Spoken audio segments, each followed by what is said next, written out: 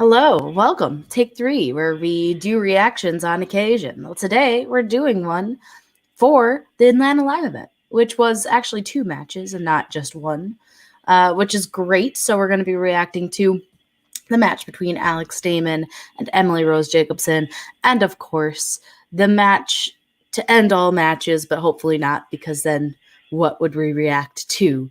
The match between Ben Bateman and Dan Murrell for the title, for the singles belt, the whole shebang. Joining me is Malcolm Lay, our good buddy. How's it going? It's going good. It's so weird to actually have a reaction that's more than one person. Yep. Scheduling is awful, number 1. Number 2, Malcolm can't wait to watch matches. It's okay. It's okay, Malcolm. I don't blame you. I wish I would watch them right when they drop too, but sometimes that doesn't happen. In any case, we're going to watch these hopefully before we all get spoiled. And looking forward to these matches. Let's promo the first match and then we'll pause it after it's done and then we'll talk about the second one. So the first match between Emily Rose Jacobson and Alex Damon. Obviously, Alex is a veteran of the Star Wars League, and Emily Rose Jacobson has been involved with the Inner Geekdom, so she's got the background in Inner Geekdom. So there's a little bit of edge for her, just having played that format before, more familiar with the question set. Alex Damon, on the other hand, has a lot going for him in terms of his level of play for Star Wars. He has the belt. He's played some really tough competitors for that belt, and he thrives under pressure. He's cool as a cucumber, as they say. So, Malcolm, who do you predict is going to win this battle between these two Inner Geekdom competitors? Yeah, this is tough, but I think can't remember what I actually said on Summer, but I think I'm going slightly on Emily's favor here, but I wouldn't be surprised which way it ends up going. That's exactly what you said on the summit. Congratulations. Yeah, I am going Alex Damon. I think that he has a method of studying that obviously works for Star Wars, but I think will work very well for Inner Geekdom as well. And he obviously has really good knowledge retention and also is able to get answers out very quickly. So I just think he's got a lot of skill in terms of gameplay that I think will work out for his favor here. But I have no idea what he knows about comic book movies. So that's like 75% of Inner Geekdom. So we'll see. We'll see what goes down here. But let's get this match started. We got some pre-gaming and stuff happening beforehand. So we'll see how long it takes to get to the actual match, but I'm looking forward to it. And let's go.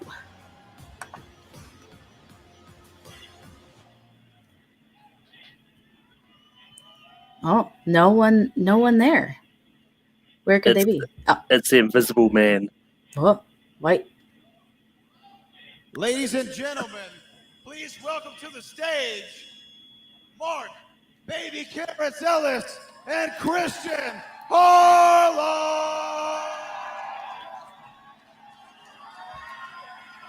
Oh, his suit is so dark. He like blends in. He's a ninja. I mean, that's accurate. I heard that there was some sound things. I'm sure the recording they throw up on for the final one will have that all fixed, but as long as I can hear the actual match, I don't really care too much. Ladies and gentlemen, are you hearing me out there okay? No, but that's okay, Mark. We still like you. Hear me in the back. Can you hear me when I say make it loud for my partner in crime, the reason we are here tonight, the one, the only, Christian George Harlow! You know what'd be really funny is if that wasn't his middle name after all this time. We all just assumed. energy I was hoping for. This is it. This is it. I think it was a good decision to come to Atlanta, I gotta tell you. Wow. Just think of what it'll be like when you come back to Chicago. Good night, partner. Just think of the crowd that you'll find when you come to New Zealand. It'll probably It'll just be be me. you and Jacob Taylor and Yeah. Anthony Nugent. You'll buy every seat. Well, listen, look, we are here. You we like are it because you got the good mic. Yeah, well, I'm okay with that. I'm trying to take the rhythm.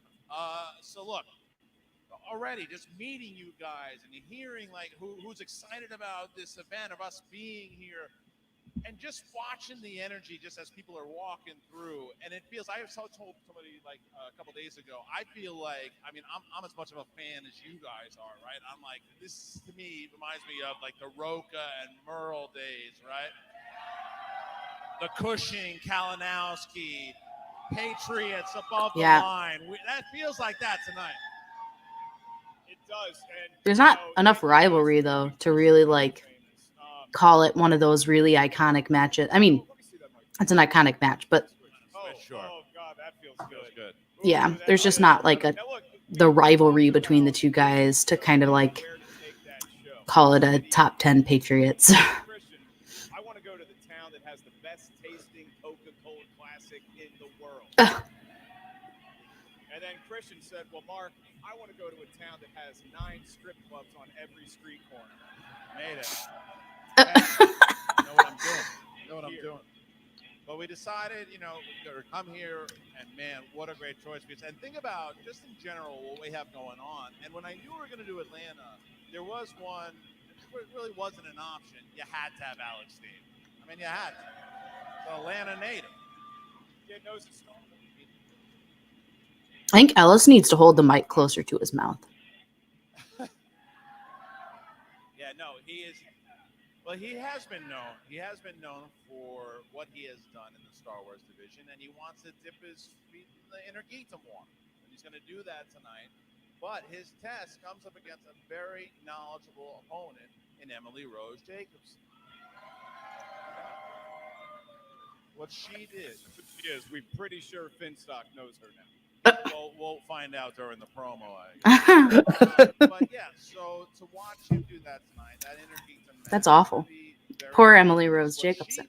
How could you forget that name? It's a great name. But she won. It was her second match against Hannah that she actually lost, and I think she looked even stronger as a. I wonder if Molly will walk out with Alex. You have that match. I would assume so. Saying thank you, good night. That's it. We're done. We're gonna thank you guys. That's it. One match is all you get. No, we got look how we landed here to this main event. Oh, there we go. Perfect. Is that? I'm so afraid. She's walked him out on every other match, hasn't she? Yeah. Yeah. Let's right. chant. It's one of those ones with Roxy being the official manager and Molly not in that squad. That's what it's getting at. Well, Molly's not drafted though, right? Yeah, that Molly's not drafted, so I feel like she'll be allowed to walk with him. It's just like, hear me, hear you, hear me, hear you. He went to Florida State. He's used to mind-altering substances, so that was, there you go. There you go. Ooh. Wow. The Schmoedown for families. All right, look, but the main event. But there's no swearing, so it's okay. We got lucky because the beginning of the season at Backstage, Dan Murrell, who was easily one of the greatest players, if not the greatest player of all time, okay? He was on Backstage, and he said, I'm not going after singles this year. I am going to defend the team's title with my partner, John Roca. I'm going to defend that title, and I'm going to focus on inner geekdom this year. And he wasn't going to do singles at all. And it just so happened we weren't able to do a match that we're supposed to have in Brooklyn, and Dan filled in for the number one contender shot, and to no one's surprise. I like that match still isn't scheduled. The guy's good at live events. That Inner Geekdom title. By the way, so is Alex Dane. it'll probably end up being like a throwdown match or something. I would assume so. Ben the Boss Bateman. Yeah. Mixed reaction. I get it. I get it, but you look at the run that he's on.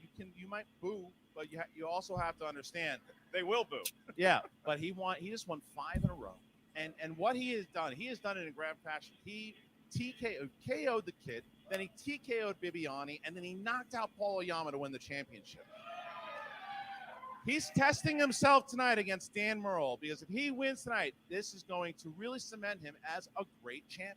It's going to be a 5-round match, Christian. You get 5 rounds of that, probably going to open, so maybe another round. 3 rounds for the categories for some of these matches. There's a lot of excitement in the air. Okay. Sure. Are they ready, do you think? You think so? I don't know. We're going to get ready right now because it is time for the Inner Geekdom match, and we're going to show you how we got here right now.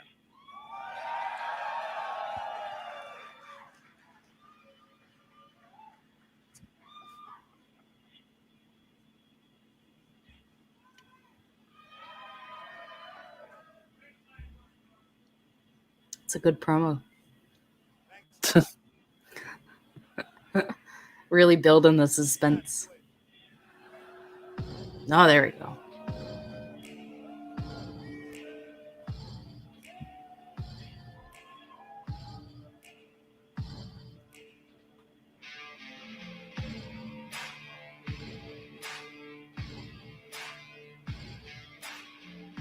That was cool. Damon right now, a lot of people think he's unbeatable. He might be one of the most dominant champions we've ever had in any division. We have the Sith. We have some heroes. We have some people like Alex Damon who are just R2-D2s. They plug in. They know everything.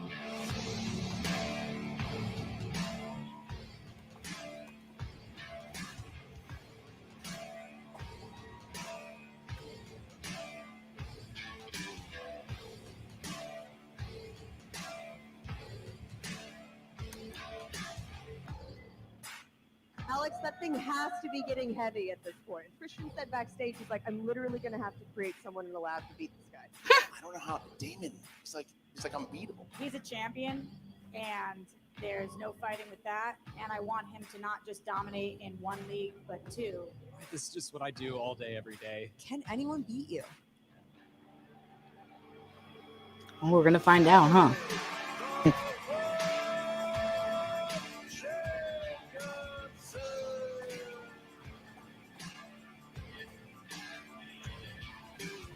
Alex Damon, Star Wars champion, going for his first Inner Geekdom match ever against Emily Rose Jacobson. I am not finished here. I'm going to keep on climbing my way towards the top. I know what your prediction because she grew so much from the last time. I have Emily Rose She grew so Jacobson. much. My goal for that match was to answer more questions than I did in my first, and I did that, and I achieved that. So now I'm ready to win. I don't know if there's anything she could do under the sun to beat Damon at this point. There is, I don't think, a 1% chance that he doesn't take this. He's not going into this with a cocky sense that he's going to do what he did in Star Wars. He's going into this like it's a new division. This is going to be the start of a road. I know you got Star Wars in the bag. I've got everything else in the bag. You're going to be going up against a Finstock wall here. Let the best Force user win. Nice. That's a good promo. It was. Oh, spooky. Spoopy. Yes. The volume is so low. Let me see if I can bump it up somehow. This is a massive match for both factions here, and we know the bickering and the fighting between Finstock. I think it's all the way up on the actual video. It is. Roxy thinks that Finstock is the worst manager of all time. Ooh. She's not alone in that opinion, Christian. I don't know if that's true. The guy That's not just limited to the Schmoedown either. Well, all right. In life, I agree. But Not a good man. manager of life. Manager of his time? No, he's terrible. No, he's at it, not. but Very that's- late. But he's the 3-time manager of the year. Well, He knows what he's doing. He really hopefully you can hear it. I mean, there's. I can make out words. He wants to get Emily Rose That is part of hearing. championship. And what a victory it would be for her. He's never lost a live event. Here's the thing. So Emily Rose Jacobson, she knows inner geekdom. That's what she's trained her whole life for. Right. Alex Damon watches a lot of Star Wars movies, and then he's got to expand to watch the movies with the Hobbits and the Wizards. Right. And I think there's a gremlin in there somewhere. Something like that. But the funny thing is, though, you looked at what Alex Damon did. I don't think so. He got involved in trivia in the first place. He said he was playing in Dragon, and he couldn't get the victory. He couldn't figure out how to win, and he started to train himself and learn. And now he's become this just Mike Tyson-like figure of Star Wars trivia, right? And if he puts that kind of study, this is a dangerous type of Kevin Smets-like player we could see if That's true. Although you don't have to know quite as much for the Inner Geekdom League. They had all the pitching talent in the world. They finally got over the hump. You know, we're talking about Inner Geekdom, and we're having an Inner Geekdom matchup right now. We should give a round of applause to watching from home in LA. It's her birthday. Rachel the Cruncher Coaching celebrating her birthday. Make it loud for her. Absolutely. Happy birthday, Rachel. Very hard. I mean, Very belated by the time this airs, but yes. For a lot of players inside of this league, and you know she's going to be watching and wondering, and always encouraging of all Inner Geekdom players to see, exactly what can they bring to the table, what new energy are we going to see here? So many questions to answer. Can Emily handle the bright lights? Can Alex expand his realm of knowledge? Can Christian pronounce Harry Potter wizards correctly? More likely can Mark Ellis pronounce Harry Potter stuff correctly. Either way, probably not. I've even tried to set him up for that. The guy does so many impressions, you can't get away from. I mean, come on. All right, so are we able, people? To figure it out? Are you ready? Boom, bam, boom, boom. I'm ready to go, dude. Let's do it. All right. Well, if you're ready, ladies and gentlemen, it's time for the movie trivia Schmoedown. That's right.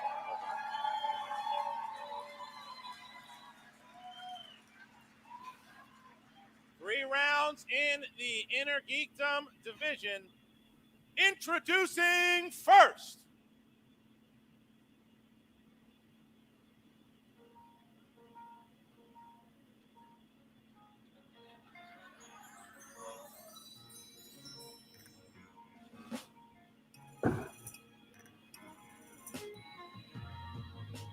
Representing the Finstock Exchange. Led to the ring BC. by her manager, Finstock, and BC, John Roca. If anyone's wondering why BC has a belt, it's because he's a legit wrestler. One defeat. And he's had that belt for like She years. is Emily, the Rose Jacobson. But look at the crowd reaction for Emily. Oh, she's checking for ghosts. Look, see the Ghostbuster, and she is sizing up the crowd. And Janine's probably thrilled with the Ghostbuster outfit. No, she's walking out with a number of guys you know from the Schmoedown. She's going to make her mark now. Yep, and I'm really excited to see how she performs. High-fiving the crowd. She has that Egon Spangler, not only the Ghostbusters jumpsuit, she's actually looking for ghosts. Yeah. She is, and she's excited. I mean, I talked to Emily beforehand. Emily is a performer. Emily has been in front of large crowds before. Dan must be busy. Dan and Ben must be busy studying. Oh yeah, no. John Roca, team champion. Yeah. Ben won't be leaving wherever he's studying until like the second he has to be there. Look at all these belts. Yeah. All the belts. I mean, the guy. BC is a wrestling champion. Right.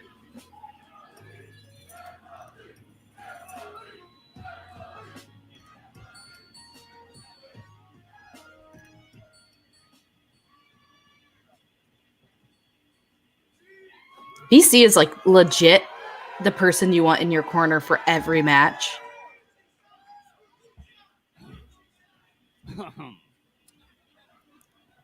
What's up, Atlanta? Your boy Gucci's here. It's kind of cold outside, but it's scorching hot right here. Look, you know, a lot of people talk smack about Gucci, saying I can't manage.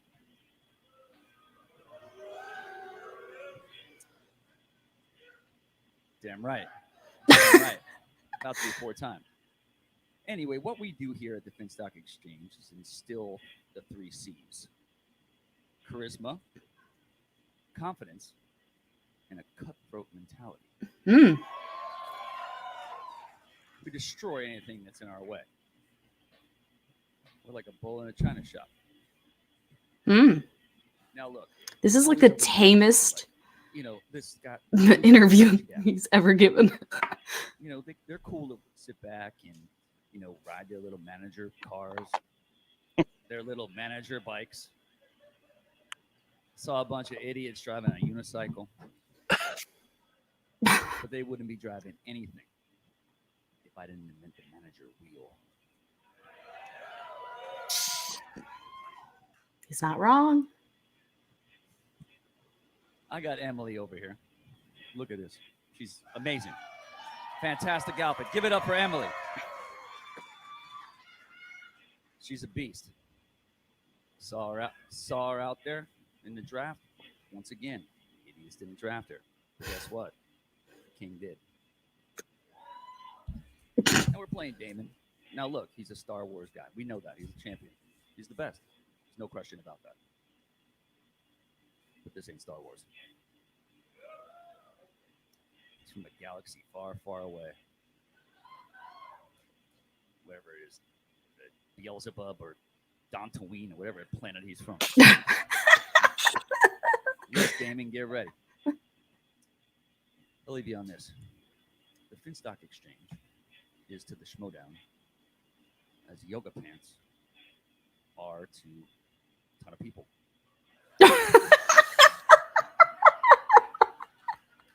We just make everything. Okay. Get ready. All right, so there's Finstock dropping knowledge, I guess. Yeah. That was really weird. What a meeting. Metaphor that was. We got there. I mean, has Tom ever done a non-weird promo? Way, though, he's right, though. He No, you're accurate. This is a big match for the first Inner Geekdom match, and Emily seems ready. Gucci seems ready. Take that. And her opponent.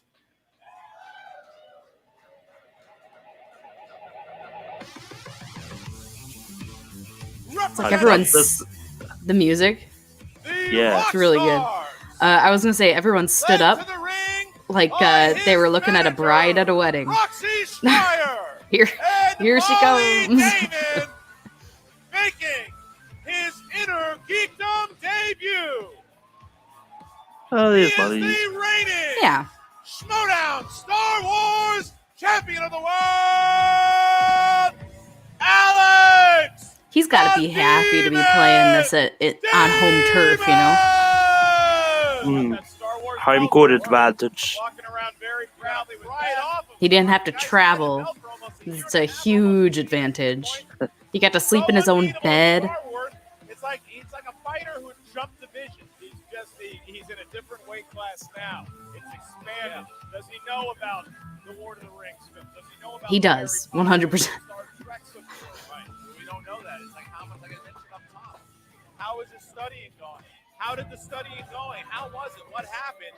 And there he is. And now Roxy, of course. Roxy's not going to let Dagnino on up her. Here's Roxy Stryer, ladies and gentlemen.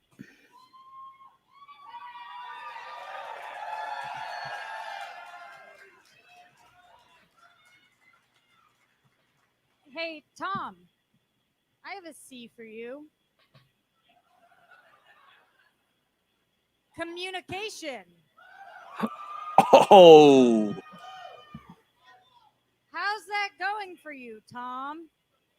And all of you people who keep calling him the manager of the year. I mean, he's got the awards to prove that statement, you know. You guys who think Tom is the best manager of all time. I mean, he's got all 4 belts. Oh, Well, that's fine. Hey, yeah, Tom, another he's question. got 2 belts. Yeah, What's your player's name, Tom? 3. Yeah. Emily Lee? Is it? No, Tom? Tom, you can't figure out how to get your faction on the same page. And I actually like Emily a lot. I feel pretty bad for her right now that she has to be managed by the worst manager Whoa. of all Whoa. time. Whoa. Whoa. Let us remember, Robert Meyer Burnett didn't even show up for one of the first matches of his faction. We've been drama free this week. We've had 1 week. no I don't communication understand. issues, and I'm pretty sure even Tom knows Alex Damon's name. Everyone here knows Alex Damon's name. He is a Star Wars champion, and now we're going to put some respect on his name in IG. Communication, Tom. That's your C. Roxy Stryer coming in hot there. Aight. Well, look, we built this. It was the same thing. It's Stryer versus Dagnino as much as it is Damon versus Jacobson here, too. We know that, and we knew that there were going to be shots fired. It's going to be interesting to see them both try to even communicate with each other on the sideline. That's right. Roxy Stryer throwing some John Smoltz-like heat in Finstock's direction. I like what you're doing. And now the managers are done, and guess what we get to do? Round 1 rules. Yeah, I get to do it. Yeah. Let's let them know. What are the rules for round number 1, I will Mark? now attempt to read the rules of round number 1 without the aid of a teleprompter. Round number 1, this is the Inner Geekdom. Alex, this is the Inner Geekdom. This is the Inner Geekdom. Oh, okay. Star Wars, more Inner than Star Geekdom. Wars. There's Star Wars is part of it. Don't worry. Is There's there a little more bit of than Star in Wars? there. It's all Star Wars. 10 different movie trivia Inner Geekdom categories are lurking in round number 1. Each question is worth 1 point. There is no penalty for missing a question. There is no stealing in round at number 1. As soon as we ask the question, please write down your best attempt at an answer on the whiteboard in front of you. When we ask you by name to reveal your answer, please show what you wrote to the crowd and to us and reveal it into the microphone in a verbal fashion. Each have 3 usages of the JTE rule throughout the duration of the match. JTE is a Milwaukee, Wisconsin movie reviewer. He's also very famous for not being able to hear that well when a question is first asked. So if you need us to repeat it, buy yourself 15 seconds, use a JTE rule. You also each have 1 challenge to be used at any point throughout the 3-round match. And to make sure, just reiterate that, make sure if you do have a challenge, that you sync it to your manager. Your manager will go over to the desk and tell us what the challenge is every day of the day. Thank you, Ross. All right, and we also encourage to you, to anyone watching the stream right now, make sure that if you are on Twitter or out there, hashtag it. Make sure you Schmoedown, ATL, Jacobson versus Damon. Mark? Oh, wait, we forgot the most important rule of all. Don't say the answer, crowd. For God's sake. Don't say the answer. We know you know it. If I say, who was the farm boy in Star Wars, we know the answer is Luke Skywalker. What? Don't even think it. Don't even say it. Don't even whisper it, because if we do hear you say an answer, we're going to have to kick you out. And that's going to be done by BC, who's not only in the Finstock Exchange, he also is a professional wrestler. And he slept in my hotel room on Thursday, and he snores like a rhinoceros. All right, with that, I will ask Alex Damon, are you ready? Damn it, now I want somebody yelling at us just so we've got BC just going up to them, picking them over the shoulder. Then let's get ready to That would be pretty entertaining. Here we go. Round number 1. Question number 1 in the realm of the MCU. That's Marvel Cinematic Universe. Yes, ma'am. The MCU has divided up into phases. Oh. Phase 2 begins with That's new. sequel. Oh, I thought that was a new rule. I was like, oh, that's interesting. I was going to say, we're about to have Oh. BC kicked out.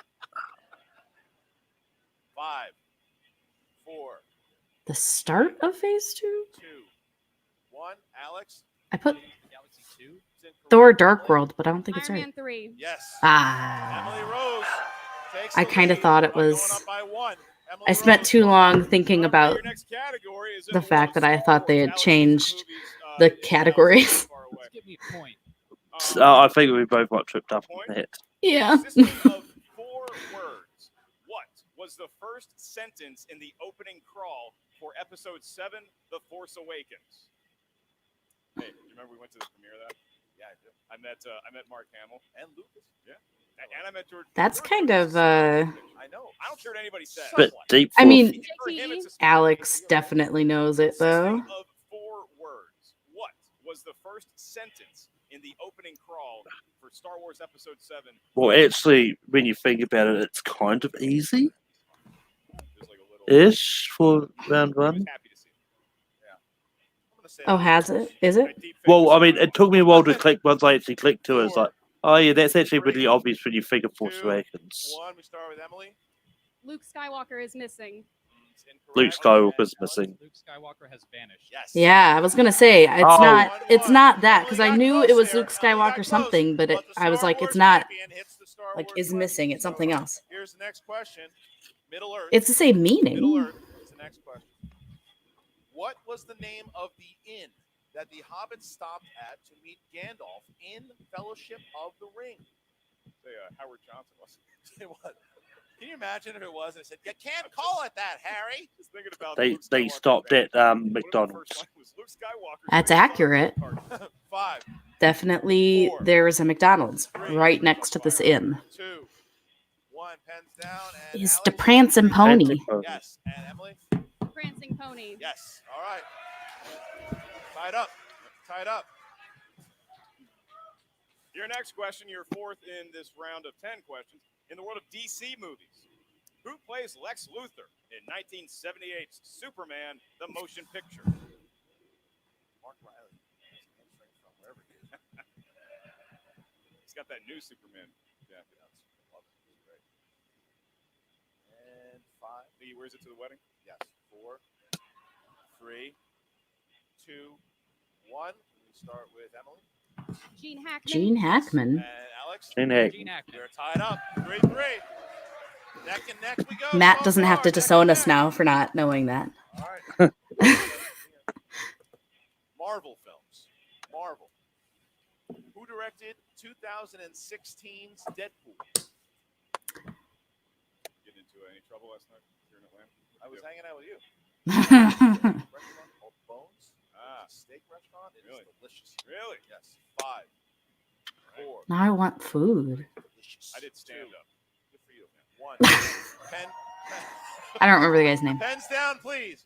Pens down, and we start with Alex. Tim Miller. Ruben Fleischer? No, Emily. A Bryan Singer. No, we're looking for Tim Miller. Wow, Sorry, I Malcolm. sounded so disappointed at both of you when I said that. I got it because I thought of T.J. Miller at first. I was like, no, it's Your next question. That's in a the world good of trick. Harry Potter movies. He's a boy. He's a wizard. He does it all. He's a little wizard boy. He does it all. It's funny. He's the magician that brings balance to Las Vegas. Yeah, sure. Harry Potter has vanished. Hey! In the world of Harry Potter, who plays the character Rufus Scrimgeour? The new Rufus Minister of Magic Scrimgeour? in Harry Potter and the Deathly Hallows Part 1. Oh gosh. I like definitely know who this guy is. All these movies run together. Yeah, it's like I just watched one long movie. I love them. you better get it. I'm watching you. I got it. 2, 1. Pens down, and we go with Emily. Bill Nye. Full Nighy. Yeah, he's one of those guys who I know every movie he's been in. For some reason, I never remember his name. 4-3. So now Like Willem Dafoe, I always blank on his name. Every time. Who plays Commander John Harrison in Star Trek Into Darkness? You grew up with the Star Treks? Like in the 90s, it was like you either like Trek or Wars. There was no... It's kind of a trick question-ish. A little bit of a trick question, I think, right? 4. More of a... I mean, a lot of people will think of him for playing a different character. Hands down, Yeah. please, and we start with Alex. Benedict Cumberbatch. Benedict Cumberbatch. 5, It is a bit of a tricky question. 5-4, right? Yeah, 5-4. These guys aren't tripped up at all, though. 8th question in the world of the DCEU. Which two characters have to dig up a coffin in Justice League? That's a good question. It's a good question. Yeah, it's being a superhero. It's not all fun and games. That's what we talked about. 5, 4. That I don't know. 3. Sometimes I just say things. 2, 1. Pens down, and Emily. Put the Cyborg and Flash in Flash. Batman? Alex. Oh. Cyborg and the Cyclops and the Flash. What a match Well, Malcolm, you said Cyclops, which is wrong. Question number 9 here. Unfortunately. In the realm of heroes and I don't remember villains, Cyborg being one of the people who dug up the what grave. is Magneto's prison cell made of in X2, X-Men? It was totally Cyclops. It was James It was James Marsden's 100%. disguise. Nah, you're right. I might just be an X-Men. 5. You says it like it's their last 4. name. Okay, Boba Fett. 3. Boba Fett. Atlanta knows that's the southern pronunciation. 1. Hands Boba down, please, and get me out of this. Starting with Alex Damon. Plastic. Yes. And Emily? Glass. Wow, okay. So Alex sees himself with a 2-point lead here. Alex has a 2-point lead now. Alex. All right, so Early lead, but it doesn't mean of the Inner Geekdom round anything, number 1 really. category is mixed bag. Yes. Could be anything. Buckle up. The question is, how does Vanisher, played by Brad Pitt, die during the parachuting scene in Deadpool 2? I think the audience knows it. If ever there is a mixed bag question, that is it. I think they know it.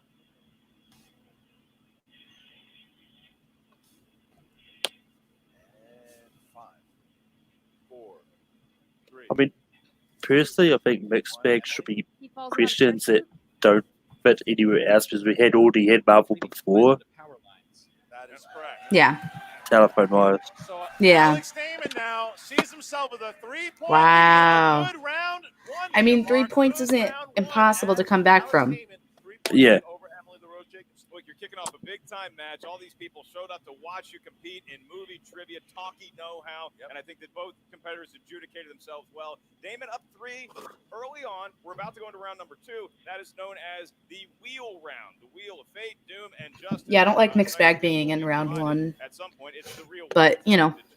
I mean, I don't mind mixed bag being in round 1, but it should be something that doesn't fit into the other categories already. Brandon Hanna bringing the wheel out. I think everything kind of fits into one of the categories, pretty much. Hot man. Hothead? Is that what they call him? The hothead? The hot man. Hot pants? In round number 2, the wheel round, each competitor gets to spin at the wheel. Once they settle on a category, It's like Christian doesn't actually watch Call to Action or something. in that particular world. Each question's worth 2 points. No penalty for missing a question. However, stealing is available in round number 2. So if you're not sure of the answer, ask us multiple choice. We'll give you 4 options, one of which is the correct answer. At that point, the value of the question goes down to 1. Alex Damon, you currently enjoy a 3-point lead. It's like I'm watching a disaster happen in slow motion. Do you want to spin first, or do you want to defer to Emily?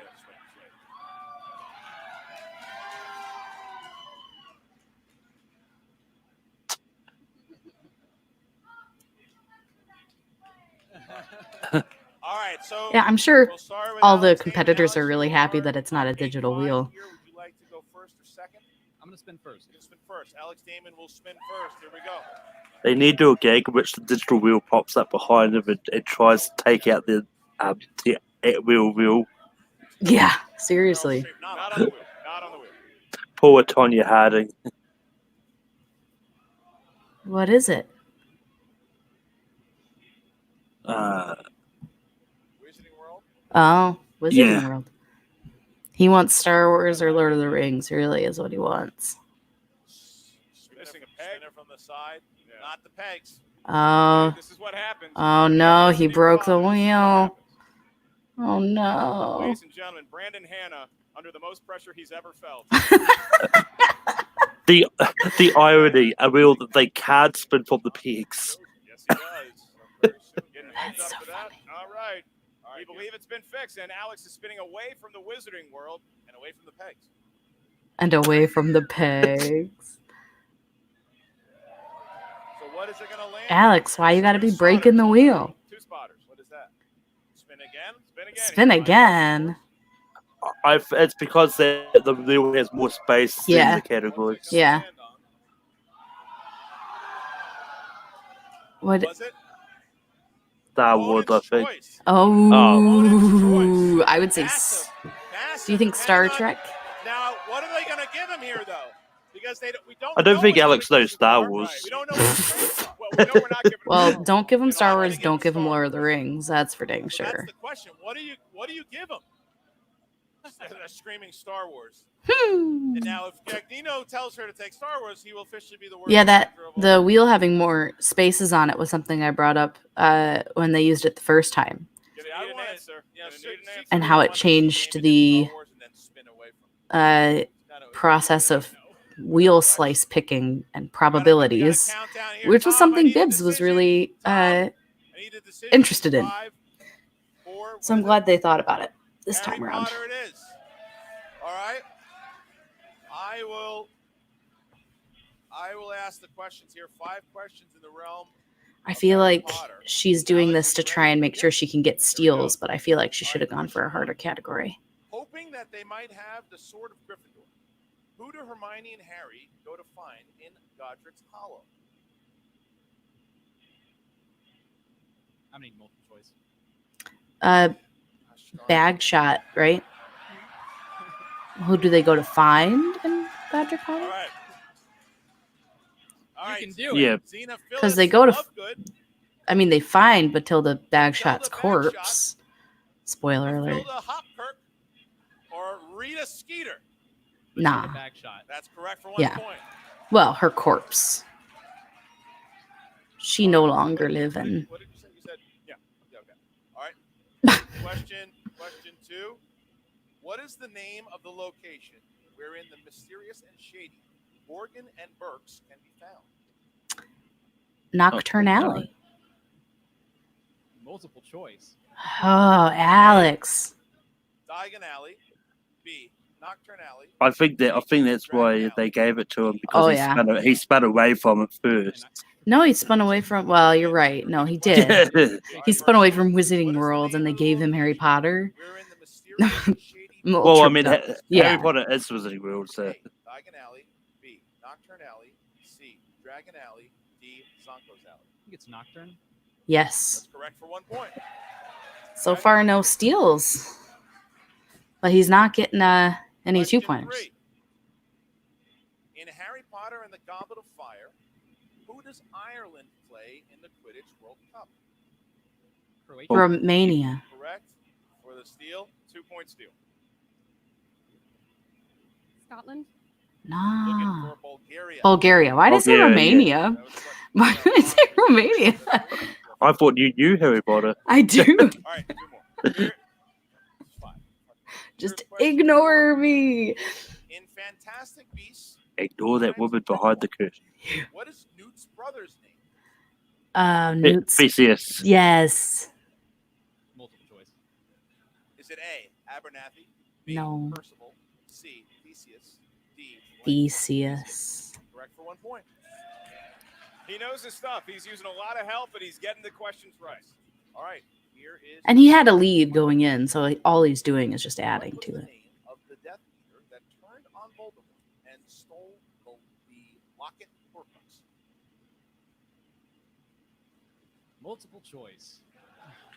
Is it A. Ludo Bagman, B. Barty Crouch Jr., C. Regulus Black, D. Regulus Black. It's Regulus Black.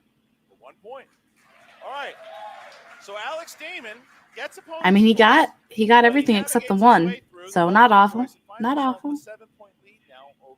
But Emily can, if she gets a good category, man, she can really clean up here. If Yeah. Emily can hit something that she's good at, She just has to hope it's not that she doesn't get Star Wars as well. Well, if she gets Star Wars, she just can't. She has to go to multiple choice if she doesn't know the answer every time. Like she can't chance giving him any 2-pointers. But in saying that, she can't miss giving him any points, really. That's No. it's a fair thing around 3. So. Well, yeah. There you go. There it is. There you go. It's all right. All good. All good. Yeah, it's okay. What is it? Middle Earth. Ooh, I would take it. But This is how I feel that conversation. Now, which one's Miller? which one's Middle Earth? It's the one in the center. Well, Middle Earth is the islands off the coast of Australia. it was a light spin.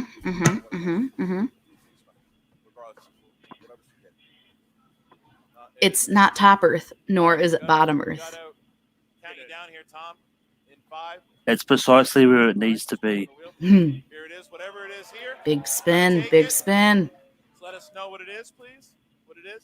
Spinner's choice. Oh. Spinner's choice. Ooh. Spinner's choice. Opponents. Spinner's choice. Wow. Emily gets to pick what she wants. This is a big, big spin. I mean, I hate to This is a say it. huge If she wins this match, it's up to luck. Emily coming in here. Yeah. Like, I mean, that doesn't say anything about her performance, and that's sad. But Massive, massive choice here for Emily. She needs something. I got to count you down. if she here. converts 5, on this, like, man, luck was on her side with this match. 2. Yeah, I mean, it's one of those ones that to only take styles if she's actually confident in it, so she Star gets Trek. matched. Star Trek. Was Star Trek a strength of hers before? Alrighty. 5 questions in the realm of Star I Trek for don't Emily the know. Wow. What an interesting play. But in saying that, she's only had a couple of matches, so we Yeah, don't really it's know true. full range of strengths either. So. Your first question of 5 in the world of Star Trek. Well, she knows she can't give him Star Wars. Kirk tells Savick that he doesn't believe in what kind of scenario? No win scenario. Right? Yeah, pretty sure. Multiple choice. Is it A, love hate, B, win-win, C, no win, D, up down? No win. 1 point. Your next question. In Star Trek The Voyage Home, who plays Dr. Gillian Taylor? Multiple choice. Is it A, Kim Cattrall, B, Catherine Hicks, C, Persis Kambata, D, Robin Curtis? Catherine Hicks. Another point for Emily Rose Jacobs. Fighting back now. Fighting back for their third question. Here. She needs to hit some Third of 5 2-pointers. question. Who directed Yeah. the 16 film Star Trek Beyond? Yeah, Justin 2 Lin. points. That's big. Yeah, it's a good hit. Couple more. Big. Get herself within 1 here if she hits a 2. Your penultimate question in round number 2. In Star Trek V, The Final Frontier, Kirk tries to embrace Spock, and Spock replies, "Please, Captain, not in front of the blank." Not for the. Choice. It's Is it A, not for the crew. B, Vulcans, C, hijackers, or D, Klingons? Hijackers. That is incorrect. I was going to give you your 4 options again. Is it A, crew, B, Vulcans, C, hijackers, or D, Klingons? Crew. You never So plug maybe in visiting front of was her Klingons. major Everybody strength, knows that. but she gave it to Alex so she could try get steals. And Yeah, just maybe. Maybe. All right, here we go, Emily. Your final question. It's an interesting Star Trek. strategy. What film does Data install an emotion chip in himself, which causes him to struggle with controlling his emotions? Oh, it's Star Trek First Contact. That is incorrect. is it Nemesis? Where he Can't give you the multiple choice option. Generations. That is a 2-point steal. Okay, Alex. Generations. Big I was wrong. steal. Big I steal. yeah, she did not want. She did not. She should have gone to multiple choice. That's not good. To the final round here, Mark. The third and final round. So in round number 3, each competitor. I really wonder why she did Star Trek. How do we get these questions? What categories do they come from? Well, each competitor gives us a series of numbers. These numbers can range from. yeah, I mean, it's probably a case. I mean, I think it's probably a case of Harry. Big points. They each come from a different category. I'll get steals with Alex for that easily. yeah. So There's no penalty for missing a question. Yeah. what she should have done is maybe given Star Trek to Alex, You're enjoying a 5 so that leaves Yeah. us on the board for I think her. so. And so you can give us your numbers first. I think so. I think you're right. It should have been opposite. 3, 7, and 9. 3, 7, and 9 for the Star Wars. Good numbers. And for Emily Jacobson, 2, 8, and 14. 2, 8, 14. All right. It always makes me laugh when people cheer the numbers. Emily Rose Jacobson. That guy just stole our table. All right, so we're going to start with Emily. Emily, you have a 2-pointer, and it is from category number 2. That is Back to the Future. Back to the Future. I forgot Back to the Future was a What kid. month of 1955 does Marty McFly travel to in Back to the Future 1? What November. month? Points. All right. So now, At least she in knows order a 2-pointer from all or for Back to the Future. That's good. 3-pointer. It's a 2-pointer for Back to the Future. I mean, for people who know Back to the Future, it is. Indiana Jones. Yeah. All right. Poor Alex. He's like, that's my second category. When the Ark is first opened, what do Belloc and company find?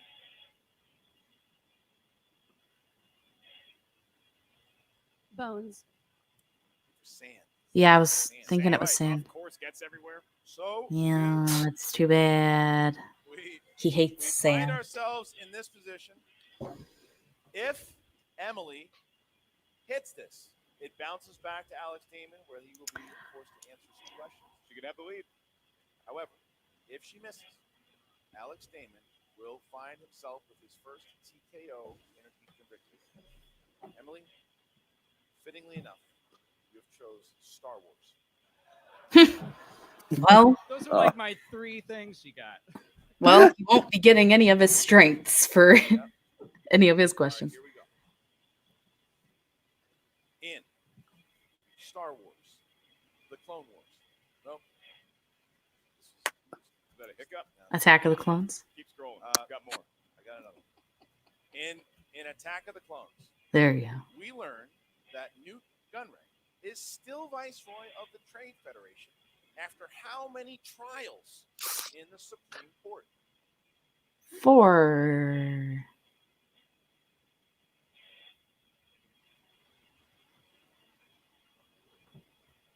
Five. 6. And your winner by way Wow. of technical knockout, Alex the Demon Well, Damon! he knows his inner geekdom. Wins again. Look at 4. Hey, I was right. 4 was the answer. 4 was the answer. Dagnino consoling Emily Rose Jacobson there. Rough. That's a rough loss. By the rock stars and I mean, especially being stuck with a Star Wars Viper, which is the level of Star Wars leads. Yeah, pretty much. They're going to show emotion. No, it was a massive. It was a good match. Back and forth. They went in the first round. Opponent's choice, spinner's choice, and the Star Trek didn't work out the way that Emily would have hoped. And it was a big steal by Alex Damon that got himself that big lead there. And look, it was fitting that Star Wars was the TKO. And they both played very well. You know, Alex, particularly in round number 2, maneuvering his way around, getting saddled with opponent's choice with the Harry Potter questions that were very well pronounced on your part. You had to go to multiple choice, numerous I mean, some of it was. than you wanted to, but he ended up pulling out the victory. Well, yeah, absolutely, and it's going to be very interesting to see like what happens now. This is the first loss of the Finstock Exchange, obviously, since the brand new season has begun here. They were on a roll here with Barbarian and Riley and Dan, obviously. So now here we go with both finding out what Emily Rose Jacobson is going to do and find out what's next for Alex Damon. Is he going to keep continuing in IG? Is he going to go down the path of maybe trying to defend? I mean, it's a relief that it's not going to be a complete Finstock Exchange winning event. I mean, you're not wrong. Gilmore's here. The post-interview. Oh, hey. And we will start out with Brad Gilmore and Emily Rose Jacobson and Tom Dagnino as they get ready here too. So let's hear from Brad Gilmore. Right. First IG match of the season. Of course, didn't go your way. Just kind of walk me through it. I mean, you got 5 out of 10 in the first round, but then you get opponent's choice, you get spinner's choice. Kind of walk me through your thoughts on this match. I know I really lucked out on that wheel for this match. Just went with my gut with Harry Potter for him since he kind of passed on it because we don't know what all Alex is truly good at. We have a sense of it from this match, but it was kind of a mystery, so decided to give him what he passed on. And then Star Trek. If you follow his channel and you follow his Twitter, you know what he's got strengths in. Star Trek and MCU. I felt a little bit more stronger about Star Trek actors than I did about MCU actors, which is ultimately why I made that choice. But nerves did get a little to me, so I fell back into multiple choice. But you know what? I've said this before, and I'll keep saying it. The IG, it's a marathon, not a sprint. And I am here for the long run. women like Rachel Cushing and Clark Wolf are heroes to me, and I want to be holding that belt very soon. All right, but All hey, right. let's hear from Bobby Gucci here. You know, you were attacked earlier on about your the communication being the C, but it looked like you and Emily were having a lot of conversations, especially opponent spinners. Just kind of walk me through your thought process during the match. Well, I mean, look, I'm an in-game manager. You know, that's what happens here. What do you think? Managers like talk to their buddies at the house? It doesn't work that way. Look, here's what happened here. I think, look, she said it. Her nerves got the best of her here at times. And now Alex is a great Star Wars champion. There's no question about that. And I think it was a tight match here and there. He got that big steal, and that kind of was the side of the back. Forge the mic, Tom. But, Yeah. She's a great champion. She'll be back. The Finstock Exchange. Hey, no one's perfect. Well, maybe. Anyway, she'll be back. I think she's fantastic in what she does. We'll go back and study. We'll take it from there. We got a strong team that are here to help her for sure. Absolutely, y'all make some noise. Emily Rose Jacobson, Finstock Exchange. Thank y'all so much. Yeah, she's got to strategize better with those wheel choices. I think that's really the. Yeah. I love her spirit, and I love the fact that she wants to go back. She wants to play for the championship. This did not put her away from playing in the act. Good experience gives you a leg up on everybody else who has not competed in a live event. She knows what that's like when she gets back in the studio or another live event. She's going to feel that much more prepared. Looking forward to a bright future from her. Me too. And now that Roxy's got to be right. I mean, this is a 4-point swing for the Rockstars because Intergeekdom matches alone with a win is worth 3 points. With the knockout is an extra point. So that's a 4 points for we have for the Rockstar. So I'm sure she's feeling really good. And the Star Wars champion, who is now undefeated in live events and undefeated in the Intergeekdom division. Here's Brad Gilmore with Roxy Stryer and Alex Damon. Here we are, Alex Damon winning his debut in Intergeekdom.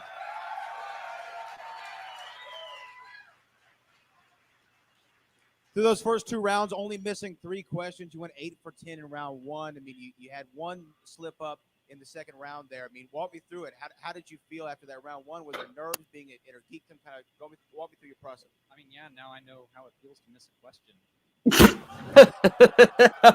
Wow. Yeah. I mean, That was really good. That was really good. Right. Well, Alex's jokes. When you get opponent's choice, He has such a dry delivery. Then she gets spinners. So whenever he says something like that, it's super funny. Not really. I mean, I wish I had spun Star Wars. I got greedy and I went for it. But no, I was nervous, but I fought through it. And Roxy, I mean, this is your first match of the season, first win of the season. Obviously, off to a great start. You won this battle with Tom Dagnino, but kind of walk me through what you were thinking as the match unfolded. I mean, opponents, spinners. Obviously, that wasn't what you wanted to see, but your guys still pulled out. The fact that we did have that on the wheel, opponents and spinners, and he still was able to win means he's going to go far in this division. And I'm so proud and so impressed with him. It's really hard to go from Star Wars to IG. And what he did today shows that he's a real competitor and people should be on the lookout for him. When it comes to Tom, I hope he's off crying in a corner somewhere right now. Emily is great, and I hope she finds a better manager.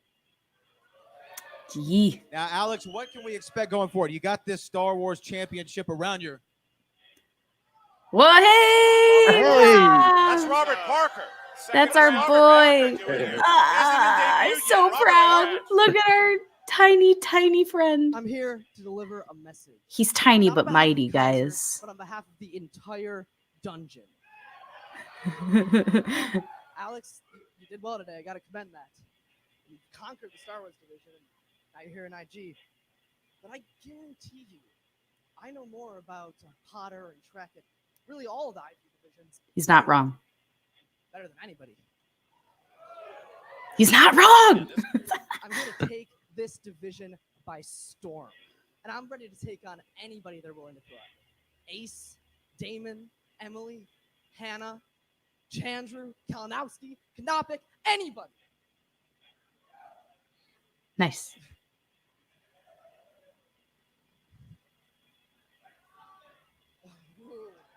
Ooh, I will. Who are you? This is a new. This right here is a new era. I'm not just here to play in it, I'm here to dominate it. The entire dungeon is here to dominate it. And there's not a single thing any of you dicky doos. Yay! That was Robert Parker, the spider. Who is a fan. Our Bought a boy ticket- bought a Rob. ticket tonight I'm and so hopped on stage. excited. Good security, BC. Who was that? Hey, Because I'm pretty sure he hasn't played a single game before. you will know his Lot of big name. talk for him coming out here and never having played. And thanks for interrupting I mean, his moment to shine, by the way. Roxy's one to speak. She was openly saying how she wanted to draft him. It's true. 100% Kaiser did that. Then you'd be out of your minds. Kaiser, I mean, I'm not going to lie. That doing, and I know that interruption you're might have more coming for us, impact had we not known Robert was in Atlanta. send whoever you want on to any I didn't stage that assume he was going to be part of the show, and why though. don't you give your guys an Well, actual shot true. and have them play a game before they come up here and interrupt my winner, my champion. Y'all give it up. Roxy Stryer, the Rock Stars, and the winner in his debut in Inner Geekdom, the Star Wars champion, Alex Damon. Mark and Christian, back to you. Well done. Odd turn of events. Yeah. They love Alex. They love Alex. Oh, I mean, who the guy doesn't? is- I mean, look what he's done. I mean, he's all of the matches that he's done. This is something to do. To jump. I want to bet if after Robert's next match with Sean Put, he's definitely going to win. They're going to put him up against Alex because of Oh, that. that'd be cool. Yeah. When's he getting his stinking match? Should have been today. I I mean, would have I've loved it for today. There's been a lot of hype behind him. He certainly doesn't. He certainly doesn't seem to be humble. He's athletic, as Kaiser would say. Well, so you know, it's going to be interesting to see what that kid can do. But by jumping up on the stage in front of this crowd here, you better come with some fire in your first. Better to be able to back it up if you're going to interrupt Alex Damon's ceremonial victory lap, as it were. I'm looking right now. A lot of people tweeting. Hashtag Schmoedown ATL. It has started to trend, ladies and Nice. I avoided Twitter like the plague. Continue on the trend here because as we get to our main event, we are going to be hashtagging once again Schmoedown ATL and Merle versus Bateman. So make sure that you guys are tweeting that. See out. that? Look, we're right next to Quantum Leap and Queso Blanco from Chipotle. Amazing. Queso Blanco sounds delicious. Make sure you do that. Sure. And the other thing, I have some big news that we can make official. Is everyone in Atlanta going there tweeting up this? Tickets available right now for April 25th. We're going back to Houston. We are going to be at the April 25th, huh? Booker T World Gym Arena. Booker T is going to have us back, and we have some great matches. We are going to be having a big title match, is all I can say. There will be a title match. Tonight, so make sure Do you think that's when IG is going to happen? for the free-for-all March 21st. If you can make it to Los I Angeles, think so because I mean, What other title would be up, right?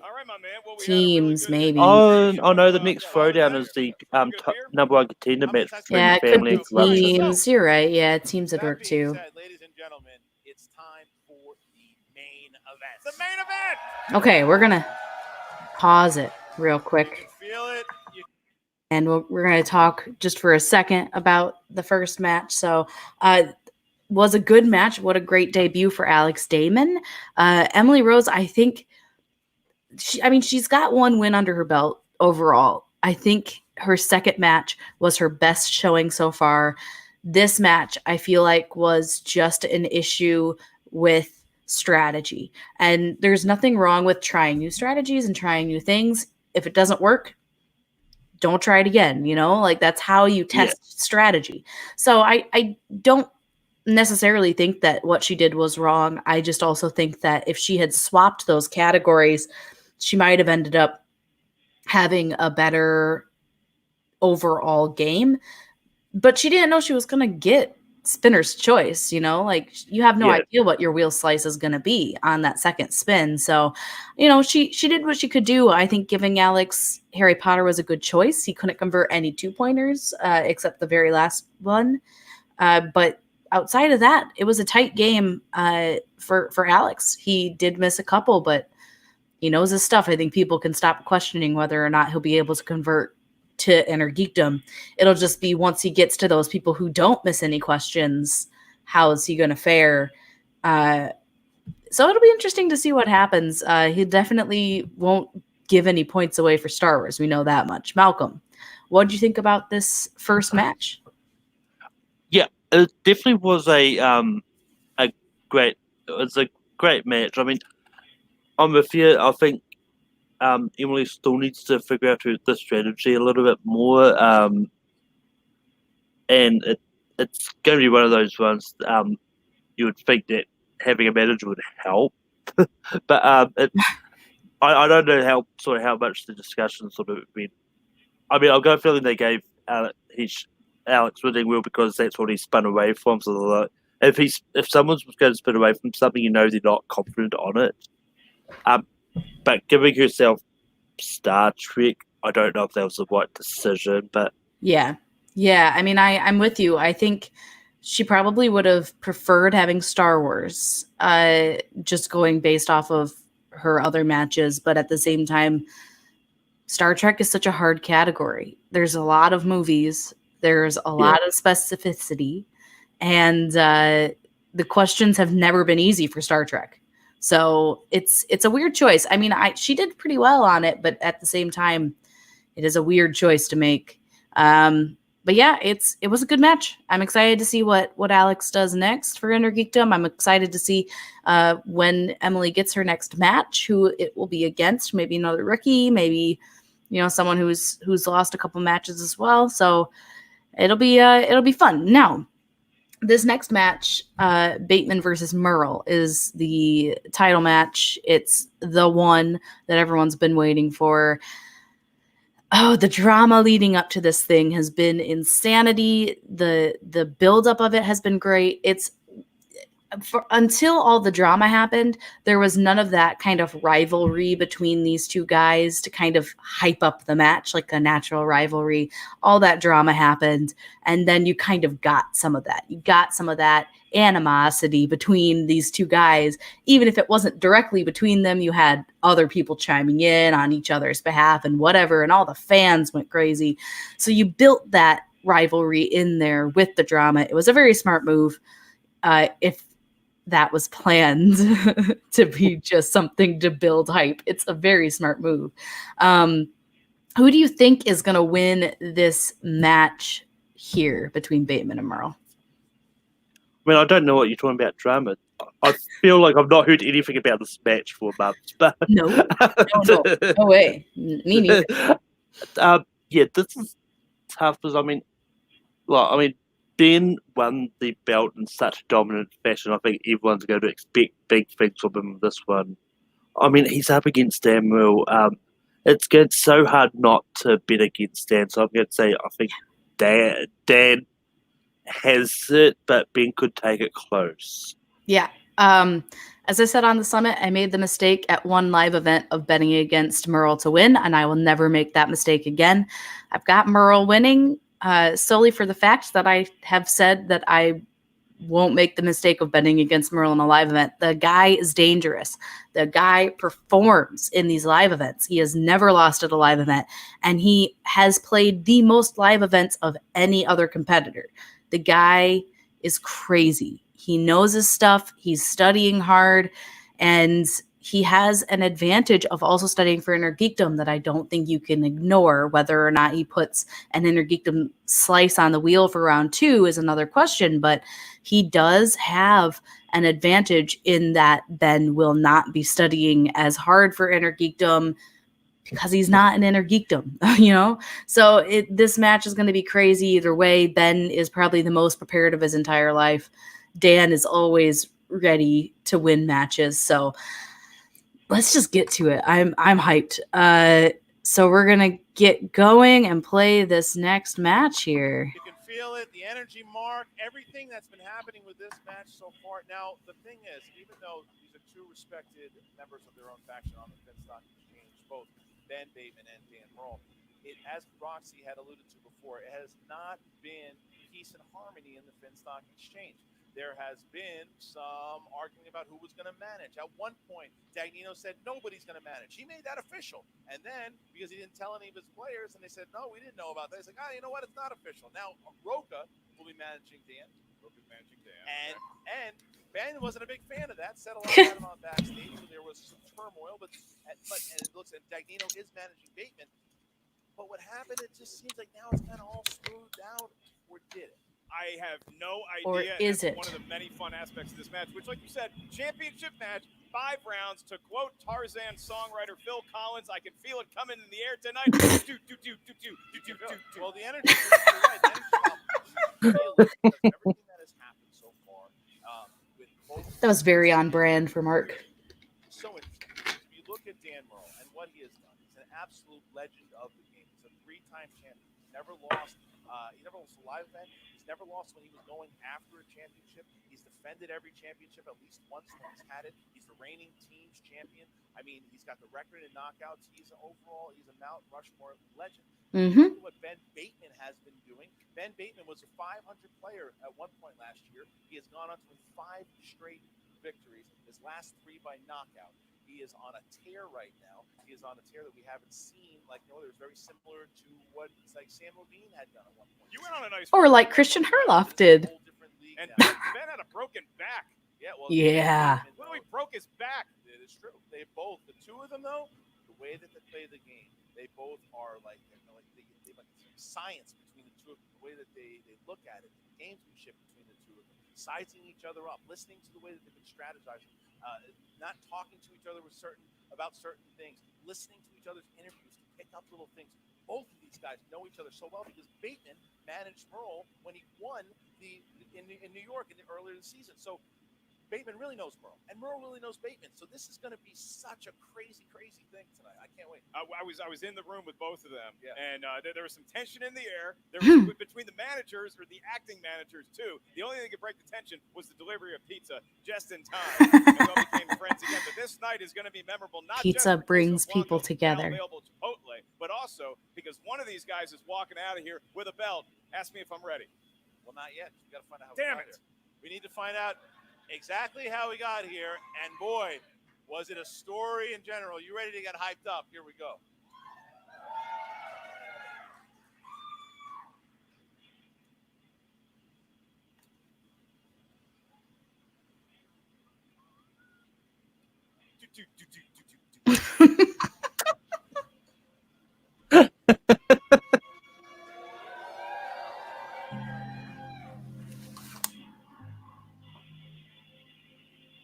We've had 3 versions of the single belt. Dan Murrell has held all 3 of those versions. Back in 2016, where he won the championship, he won 5 in a row, 4th title defense in all of his runs. First person to ever go to 12 victories, 8 knockouts. He is an absolute legend in the game. Maybe the greatest player in Schmoedown history. It is time to step away from the Schmoedown for a while. There's a lot of new. Oh gosh, I remember that. It was And I heartbreaking. think now's the perfect time to give all of them a shot at it. My advice would be that if you are carrying that belt on your shoulder, maybe take a look over the other shoulder, because one day I might be.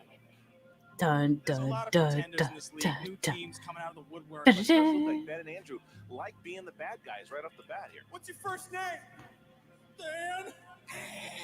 Come on, Dan. Earl, the goat. When you used to win, the man in black, what happened to you? Riley, Get your guy out of here. Hey, thanks, Riley. Nothing but respect for that guy. Real champion right there. That's right. Oh, I'm gonna get Mark Riley. R.I.P. Bibiani's table. Without me, you're nothing. I put my faith in a friend that wasn't a friend at all. This guy didn't have my back. I'm a changed man. For 2 years, I approached this game the wrong way. I didn't respect the game. And in turn, the game did not respect me. You're going to see the greatest ascension in the history of the Schmoedown this year. We haven't had a reveal like that in a live event since. And he's going to prove it to you. That was huge. like who is out there that could still potentially rival you and challenge you?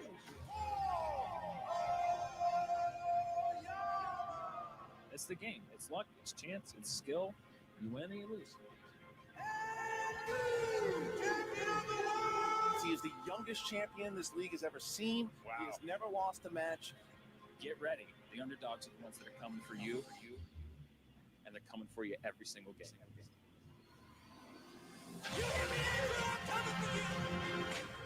Bateman is just playing lights out right now. He knocked out the kids. He KO'd Bibiani. Knocked out Oyama. Knocked him out.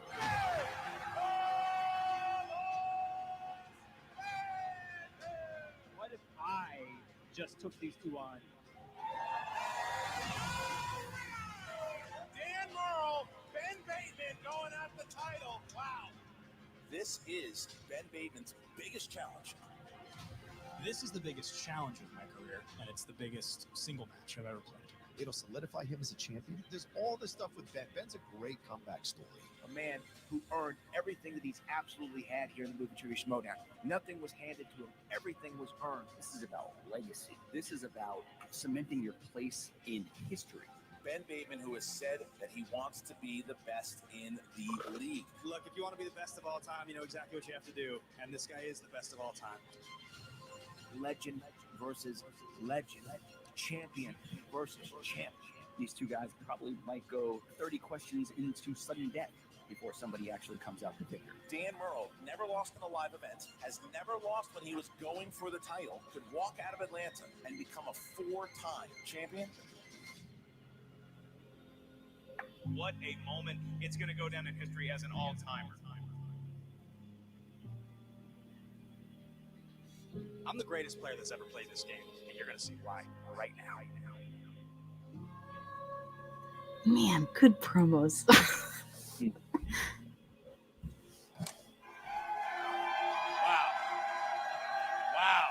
I mean, can you feel the hype, ladies and gentlemen? Are you ready for this match? I am. Wow. These promos, man, are just They're insane. ready to go. You know, I see that promo, and the one thought in my mind is we got to never let Dagnino wear shorts on stage. Ever again. Never again. This is going to be the 4th time we see Murrell with the title, or it could be only the 5th singles champion in history to defend the championship. Only Murrell and Riley and Levine and Oyama have done it before. So can Bateman do it? Can Bateman defend it? And what a way to get your first title defense to do it against Murrell.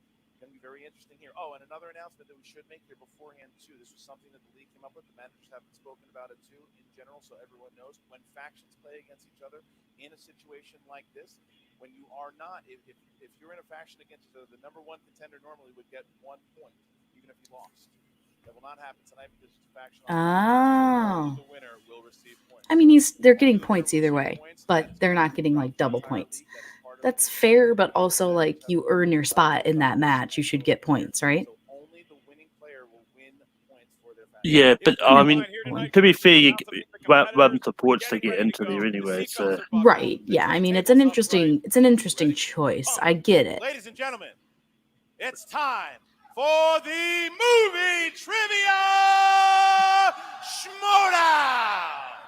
5 rounds for the movie trivia Schmoedown. This thing's gonna go Championship crazy. of This thing's the gonna be world. like 20 million rounds of overtime is what it's gonna be.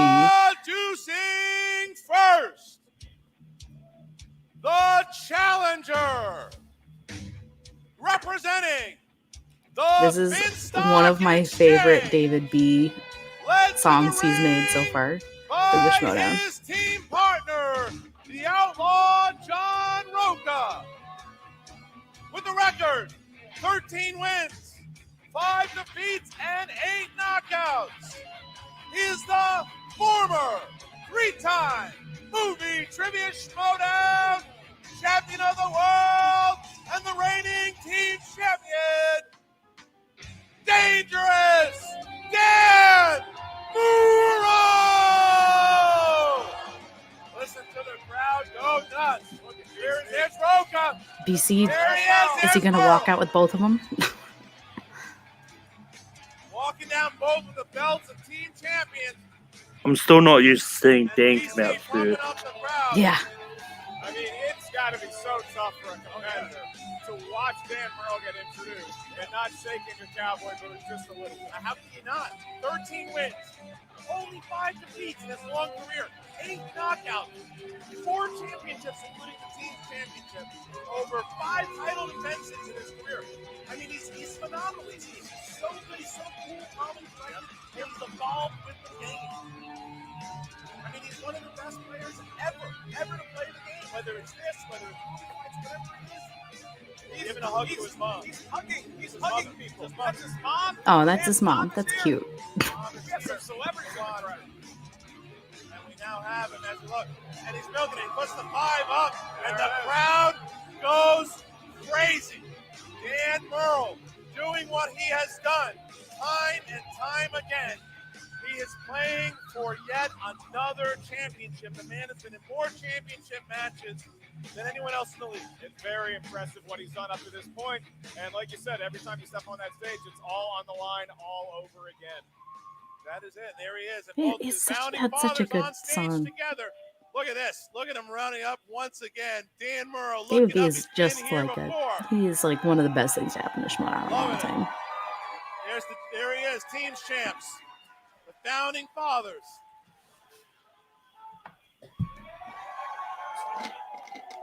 Now the other thing that the factions have also agreed to tonight, the faction has also agreed tonight that no one will cut promos in respect to Oh. they're not going to cut promos tonight. They're just going to play the That's game. fair. You don't want to trash talk the people in your own faction. That's what they said. They're going to let the trivia talk for him. So no. I like that decision, actually. All right, Yeah. Get out of here to reasonable hour. And his opponent.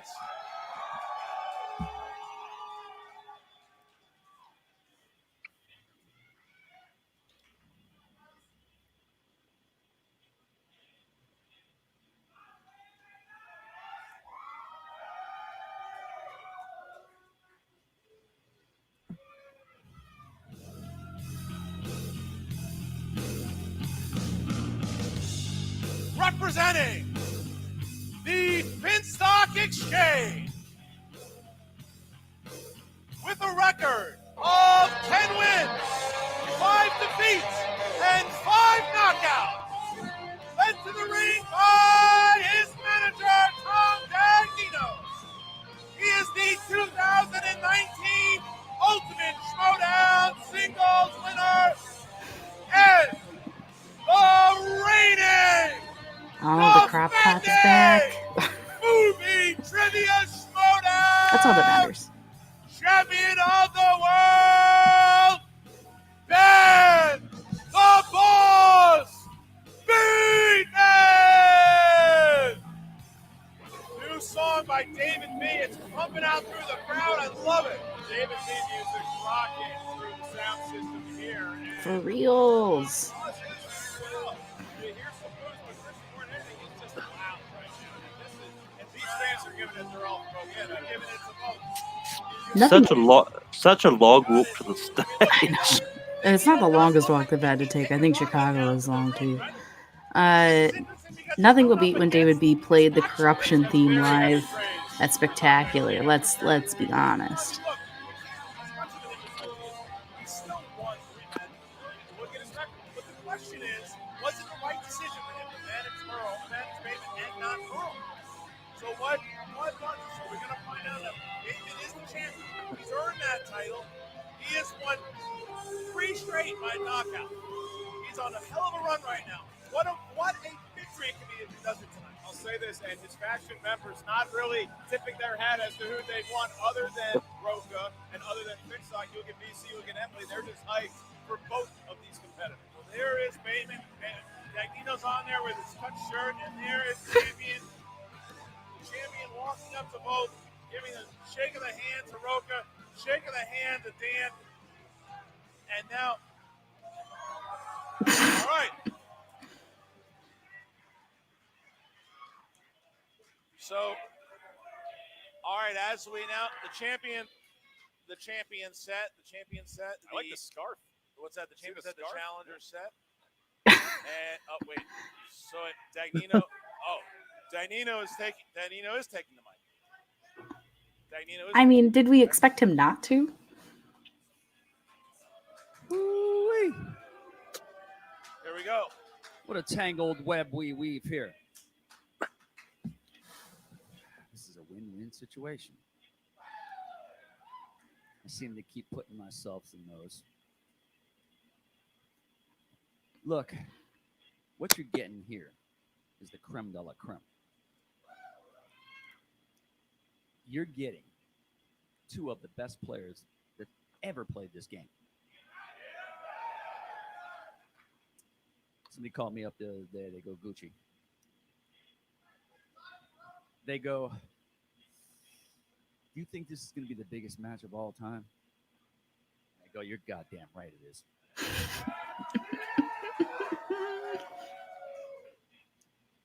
Look, the GOAT against the current GOAT. Let's see what happens. All right, that's it. All right. So now It was a Dagnino good has promo. gone, and we are ready to get. All right, now. Oh, come on, Roka. Don't do this. Don't do it. All right, I Don't guess we're do getting it. Don't promos. do it. I feel like this could I mean, be a bad it's not thing. like Tom cut promos against Dan. No, he didn't. He was. For those of you who understand I don't English, know how I feel about this. Christian Harloff said there'd be no promos. But once again, we got a communication issue in the Finstock Oh no, John, Exchange, don't do this. as Tom just did a promo for his boy. He did it for both of them. That's cute. I like that. I got nothing but love for Ben Bateman. He's earned his shot. Tom's He earned happy it with and what he he took care of did. business and won that title. Smiling. I know what that feels like. I know what it's like to be on a journey coming down But I from know where the I've lowest done you it. can be and getting to the top of the pile. And I got nothing but love for you, brother man. You earned it, and you're a great champion. But tonight in Atlanta, Hotlanta, you are taking on the greatest of all time, the GOAT, the man who wins championships like you eat breakfast, which means it happens every day. He is the best of all time to do it, and he's here to prove it to everyone, including you, Ben. You got to learn where you belong in the pecking order, my man. Oh no. Oh no. Oh no. No, John. And we're about to find out. Oh no. Tom, that's it. That's enough out of you. Let's do this. Oh. John Roca. I mean, everything was so nice. You want to do it? I'll I do don't it know how I too. feel about this. And both Dagnino, Roca have their last word, and now we have Merle He's and never Bateman going to set. get over that getting picked for a thing. We are ready. Mark, how you feeling? I'm good now that the table's back. I feel fine. You have I a tail mean- tape for me? Or you When want you to look go? at Ben Bateman, all right. You look at new releases. You look at Oscars. Yep.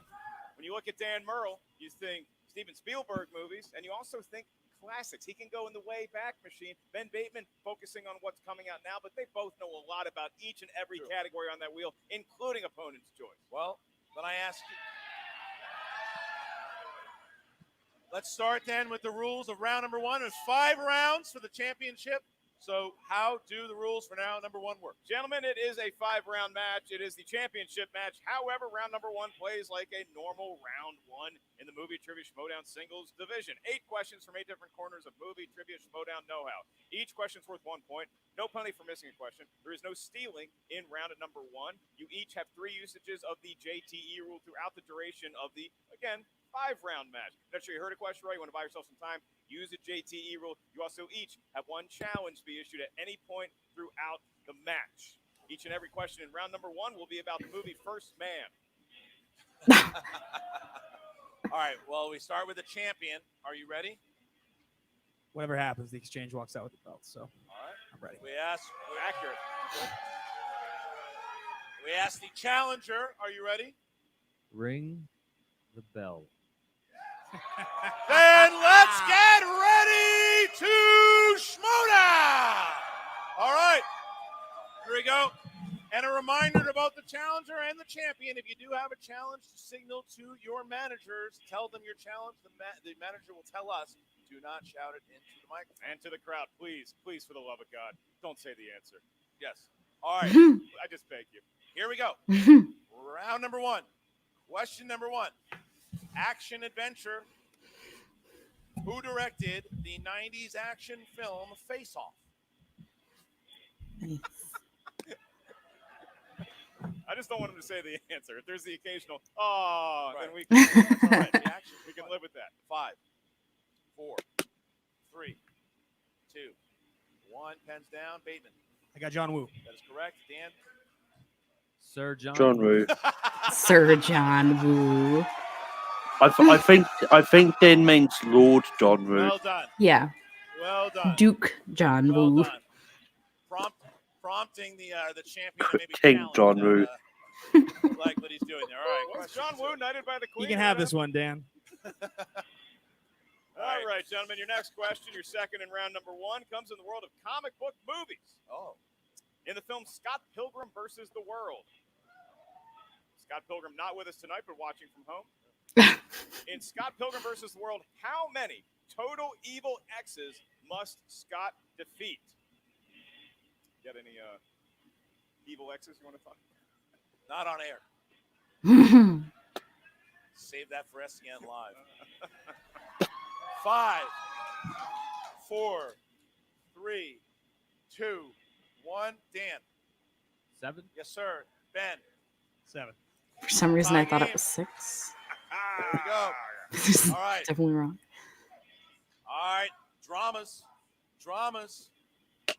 What 2018 Very fitting for this match. stars Emma Stone, Rachel Weisz, and Olivia Colman? Nailing that pronunciation. Oh. Thank you very much. Mm. I appreciate that. That's it? No more comments? No, I'm taking the question off. Fair enough. It's a good thing spelling doesn't count. 4, 3, 2, 1. Pens down. And Ben. The favorite. Yes. With The a favorite. U. The favorites. The favorite. Perfect. All right. They both got the U in there. So far, so good. 3-3 on both Dan and I don't know. In some countries, it's spelled without the U. In this country, it's spelled without Get the U. all 8 questions right in round number 1. There will be a bonus question, also worth 1 point. Category 4 is in the world of famous actors and actresses, people with bigger bank accounts than the guy talking right now. And your question: what actor played the real-life individuals Jim Lovell, Richard Phillips, and Walt Disney? Famous person in the crowd for us. You know who? My buddy Doug, who introduced us back in 2003. Awesome. Doug's here. Florida State alum. 5. I think they deserve a lot of thanks for this question. Oh, really? Already, Bateman. Wow. Played the real-life individuals Jim Lovell, Richard Phillips, and Walt Disney. I'm a little surprised, actually, at a repeat going this early in this match. But you cannot afford to lose any points, so. Especially against Dan. 3, 2, 1. Pens down. We start with It's just Tom Hanks. Tom Hanks. Lord Tom Hanks. Yes, sir. I mean, He is a lord. I think actually he's a lord, yeah. if anyone deserves it. I had Tom Hanks. Tom Hanks is correct. I love how Dan's just playing into the Sir and Lord. He's just having fun. All right. Fantasy sci-fi. Fantasy sci-fi is your next category. Which actress stars as a character called the Major in 2017's Ghost in the Shell? Somebody's watching this match. It's the first movie for the Schmoedown. And they're like, I didn't know John Woo was in that. That's how rumors get started. 5. You know Marilyn Manson was in The Wonder Years? 3, 2. And what's with the gerbil? 1. What's with the gerbil? Pens. Richard Gere, you never heard that? Pens What down. are you doing? Oh, come on. They didn't know unless you know. Pens down. And Ben Bateman. I had Scarlett Johansson. And Oh, it's Scarlett Johansson. got it. Okay. What are you doing? Next question. Your next question no. comes in the world of comedy. Ah! Ha ha!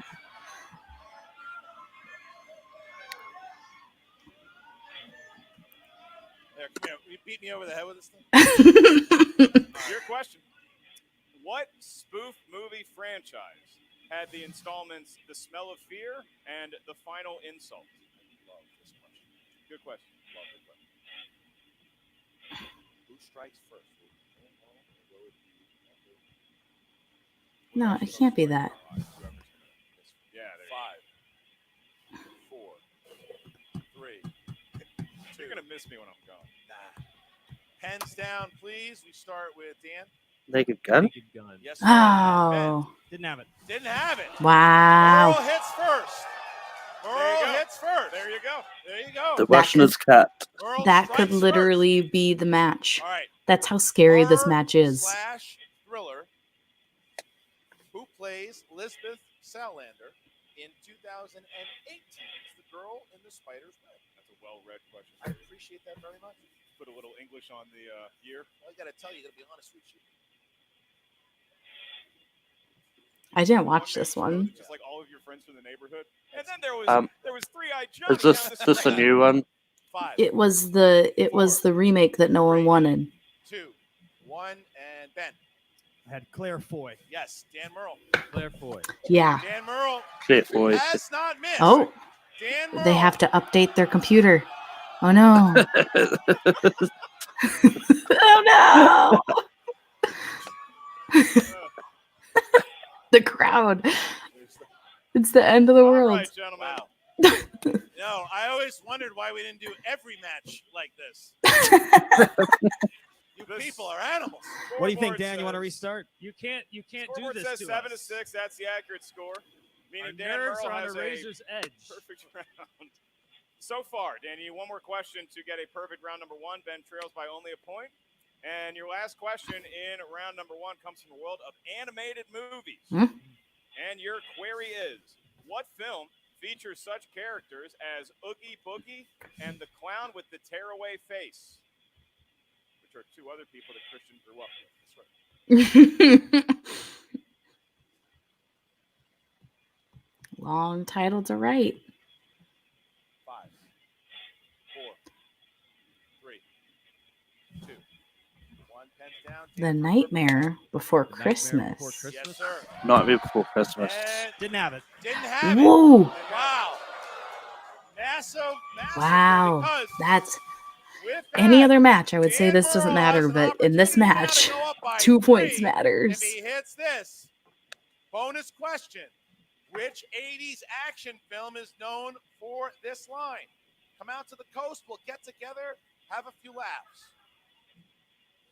That's what Doug told me when I moved to LA. Die Hard. That is correct. One Wow. more point. Dan Wow. Merle is 3 up 9 to points. 6. Jeez.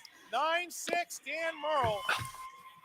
And I'm- a 3 I'm point pretty sure lead it's been my for first the perfect former round actually champion playing over the along. current champion. Yeah, there you go.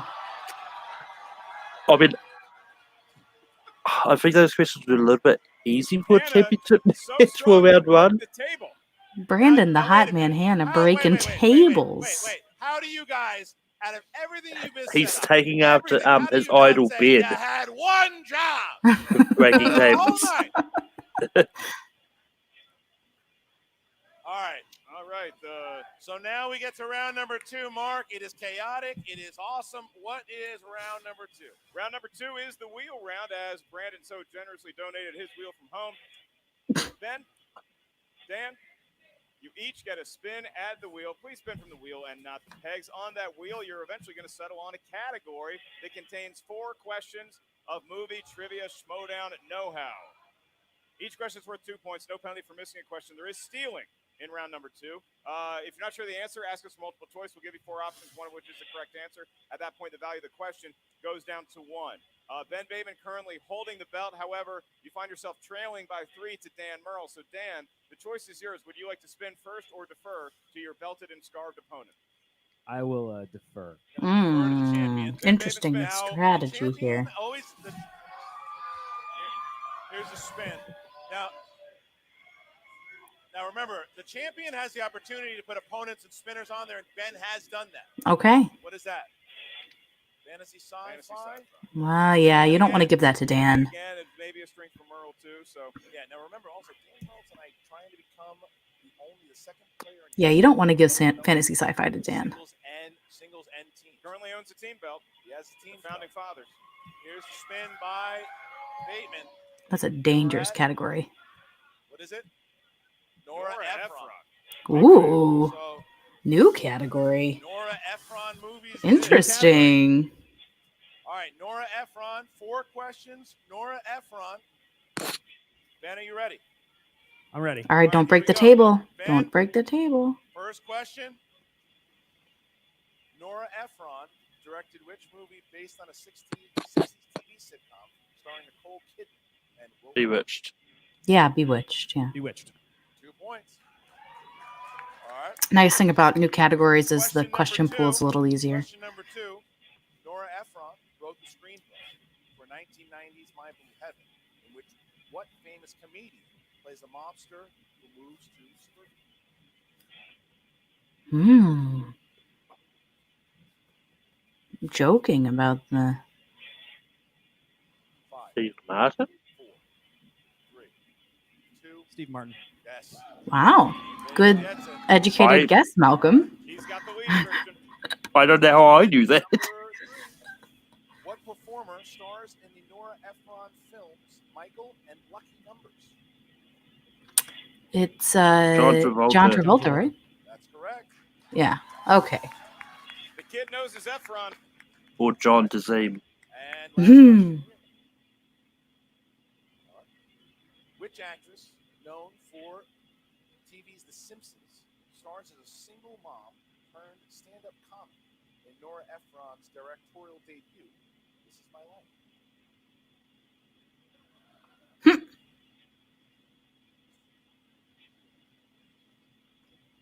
I don't know if he is playing.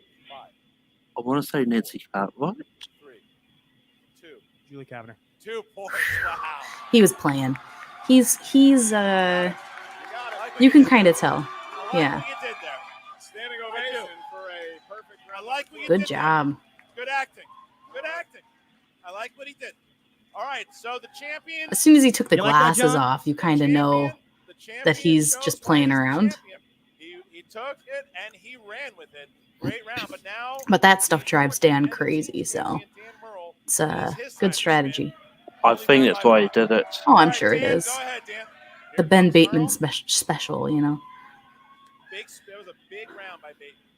That's a huge round. It was a great round by him. Oh. Dan Merle, aggressive spin. All looking at it. John Roca will be telling us the category. Anne Hathaway. I believe it's another new category. Oh, wow. He'll take it. Gonna keep Hathaway. All right. Maybe he thinks that the questions will be easier. Yeah, because I don't remember there ever being an Anne Hathaway slice it's before. new. Here we go. Dan, are you ready? Yep. Dan Merle, 4 questions in the world of Anne Hathaway. Each one's worth 2 points. Your first, Anne Hathaway co-stars with Julie Andrews in what 2001 Disney Princess family- Diaries. Princess Diaries. 2 points. All right. Dan makes it 14-11. 14-11. All right, your next question. In the film Colossal, a giant monster inexplicably attacks what Asian country Tokyo. whenever Anne Hathaway's character gets drunk?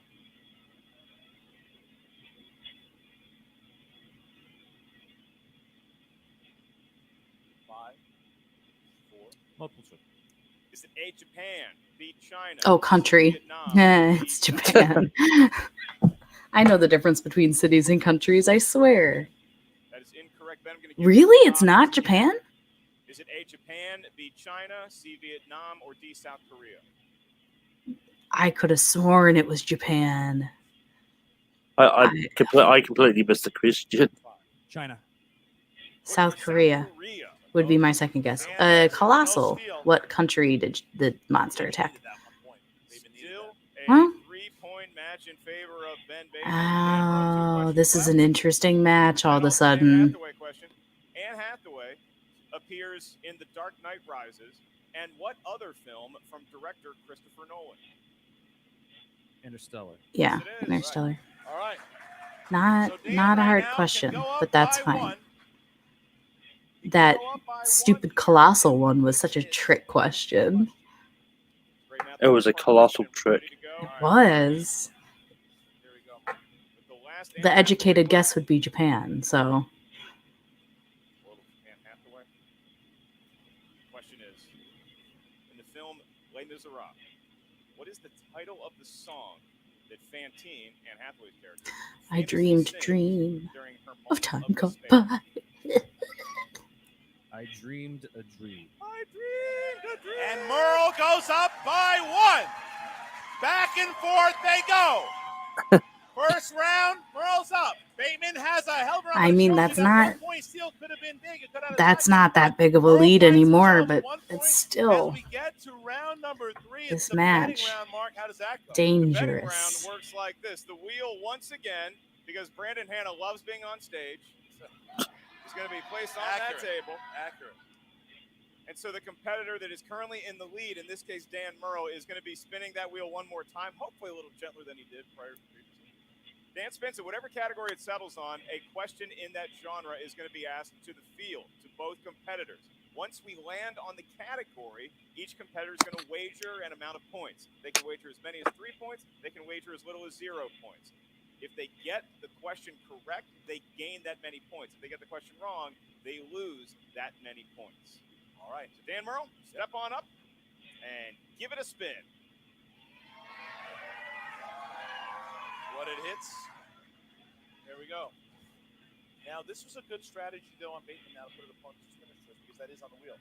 So if it hits opponent's choice, Ben can choose. He gets to choose which category he wants, and the category is?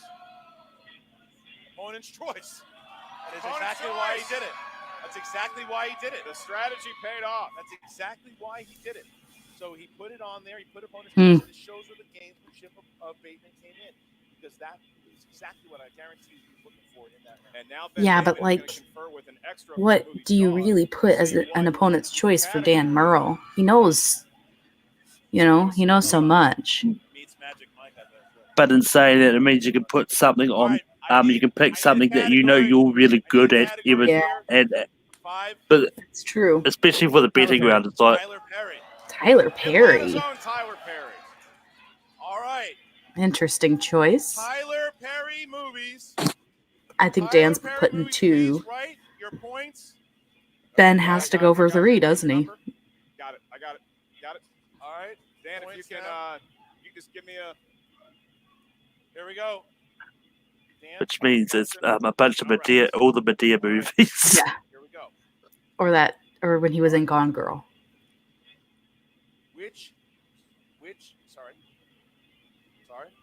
Who? Who? All right. In the film Daddy's Little Girls, Gabrielle Union plays a lawyer who falls in love with a single dad played by Idris Elba. What is his blue-collar profession?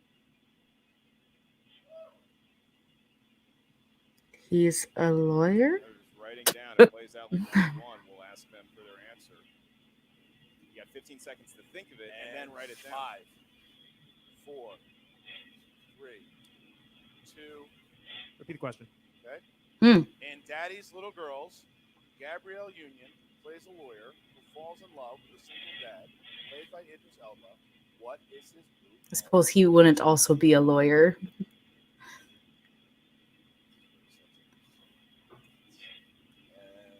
5, 4, 3, 2, 1. Heads down. We start with Dan. How many points? 0. Ooh. Construction worker? Incorrect, but you don't lose any points. You chose how many points? 3. And you Of course. Mechanic. That's correct. Damn. Yeah! Wow. Wow. But Dan didn't lose any points, so that's very important. But damn. Massive. Massive. 17 to 15. Massive. That's crazy. Strategy on Merle to bet nothing. Yeah. So seriously. And it didn't hurt. Ben knows a lot about Tyler Perry movies. Hey, apparently. apparently. Brilliant play by Merle, who bet nothing, and he's only down by 2 as opposed to down a lot more. Smart. Very smart. All right. Jeez. How the tides have turned. Speed round, Mark. How's that go? This round stresses me out. The speed round is upon us. In just a second, I'm going to stroll over to each competitor, and they're going to have a buzzer that looks a lot like this. The question is asked. 5 questions in total. As soon as the question is asked, a competitor may buzz in. Once I say your name, you have exactly 2 seconds to answer the question correctly. If you get the question right within the 2 seconds, you get a point. If you miss the question or you do not answer correctly within the 2-second time limit, you lose a point. And now I will take off my headset, turn into a Home Shopping Network host, and walk on over in between these 2 great players. It's intense. It's exactly what we thought it would be, and it's back and forth, back and forth. First round, Merle takes the lead. Second round, Merle keeps the lead. Third round, Bateman takes the lead. So we're going into the speed round here. Wow. Okay. Mark, tell me when you're ready. Let me hear ready. How you guys feeling so far? I have such a hard time watching this round. It like makes me really anxious.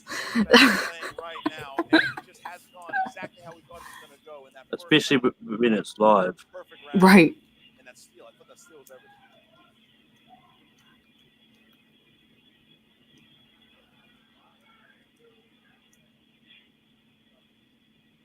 Five questions. Remember, wait. 5 questions. Remember that we have wait for Ellis to call out your name before you answer.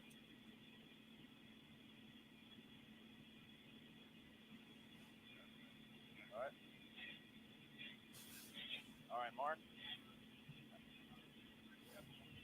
Yeah, we'll do a test. All right, here we go. All right.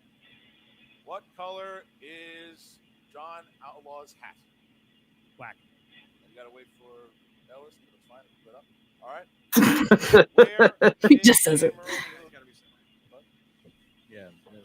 Good. Where did Dan Merle go to school? FSU. I'll do it again. I think Ben's just playing it at the first. I'll do it again. I'll do another one. One more. All right. He's trying to get in his head. It's fine. It's fine. Just for Dan. We'll do something a little harder. What is Steven Spielberg? Hey, I need to. Thank you. I appreciate do it. Something a little. I want to hear Christian. Do something a little hard. What is Steven Spielberg's first name? Steven. Thank you. All right. Good answer. Good answer. Right, so it's up and working. Mark, you ready? You good? I thought it was Stefan. Ben, are you ready? Ah, oh, yeah. But that is why you were wrong. Ellis, yeah. Wait for Ellis to say your name before. It doesn't matter if it lights up green. Let Ellis call you out. And you have 2 seconds after Ellis says your name. Here we go. Question 1. Which actress is the lead in the rom-com 27 Dresses? Catherine Heigl. Yeah. Oof. Right. Coming out of the gate. Question 2. Which MCU film received a Best Picture? Infinity War. Correct. Lose a point. 17. Yeah. Black Panther was in. Jeez. That was a panic, is what that was. He probably knew the answer and just didn't get it out. Us. Jordan Peele. Yes. I feel like this round is just going to be Bateman picking up a point and losing a point. Question 4. In what year were the comedies Anchorman, Dog? 2004. Yes. Whew. Final question.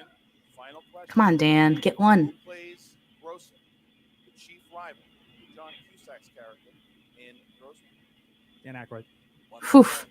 Wow. Wow. 5 points. Yeah. Ben Bateman, Woo. 4 out of 5. 4 out of 5. Finds himself now at a 5-point Do you lead. think- 5-point lead. What kind of drugs has been on? Right. Finds himself with a 5-point lead over I don't know. Daniel with that amazing I mean, if speed round. 4 out of 5. only Ben hadn't jumped the gun on the MCU question. Yeah. So, But in saying that, when I heard MCU at Best Picture, I thought, oh, it's going to be. I'm sure you were. Just standing there. I'm sure. And I will point this out. I did not know how to work the buzzers. Both competitors showed me how to use the buzzer. All right, gentlemen. So, ladies and gentlemen, it is time for the 5th and final round, the championship round. Jeez. This is not how I thought this match was going to go down, you know? Good stuff, Jay. I mean, as a great Jedi once said, it's not going to go the way you think. He's going to give us a series of numbers. These numbers can range from 1 to 20. Each number corresponds to a different corner of movie, trivia, Schmoedown goodness. Your first question's worth 2 points. Next one, 3 points. The last one, 5 big points. You're each going to give us 3 numbers. That's how we come up with the categories. There's no stealing, nor is there a penalty for missing a question in round number 5, but you do have to get us the answer within 15 seconds or use the JTU rule. Ben Bateman, nice round 4 there. Gives you a 5-point lead, so you can give us your 3 Seriously. What you got? I'm going to go 3, 7, and 17. 3, 7, and 17. Dan? 8, 16, and 1. 8, 16, and 1. Good numbers. Good All right, numbers. Dan's going to go first and try to avoid the TKO here. He's going to go with, category 8. Category 8 for Dan. Dan, you chose category 8. That's war movies. War movies. 2-pointer. Who stars as the lead, Anthony Swafford, in the war film Jarhead? Jake Gyllenhaal. Jake Gyllenhaal. 2 points for Dan Merle. All right. So to tie the game here, category 16, that's his 3-pointer. That is his 3-pointer. And then his 70s. 70s. Dan, who stars as Detective Hercule Poirot? Hercule Poirot. Hercule Poirot in Sidney Lumet's 1974 adaptation of Murder on the Orient Express. Albert Finney. Tie game. Nice. All right. So it's a tie game. He avoids the TKO. It bounces back to Ben Bateman. Woo! Now Ben can put it right back to Dan with just answering his 2-pointer here. Ben, you selected category number 3, and Mark Mosley's number corresponds to action adventure. I can do that. Okay, there we go. And your question for 2 points: who plays, in the world of action adventure,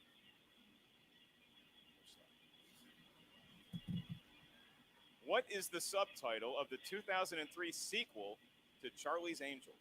Full Throttle.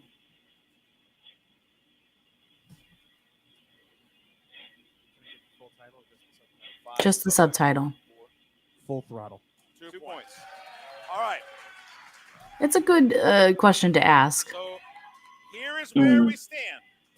Dan Merle has a 5-pointer. Hits the 5-pointer, then it bounces back to the champion.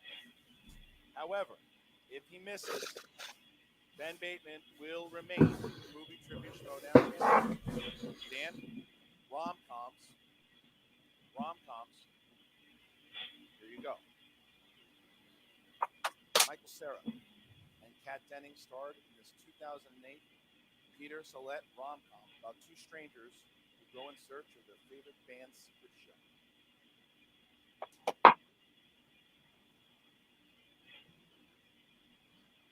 Nick and Nora's Infinite Playlist. Yes, it is. Yes, it is. Dan Merle hits it. It's going to make him work. He hit it. 3 points. Now separate Dan Merle from Oh Ben my Bateman. gosh. Ben Bateman still has his 3-pointer, so he could tie it. But But he's if he got a misses 5. this question, he can win it outright with the 5-point question. Oh, right. man. All right. Here we go. Ben Bateman now. There we go. 2 questions remain. Ben, for your 3-point Nice ball, question Dan. that can tie you with Dan Merle, you chose number 7. Joe Theismann's number corresponds to classics. Ooh. And your question: Hard category. who stars as an aging Broadway actress named Margot Channing in the Academy Award-winning film All About Eve?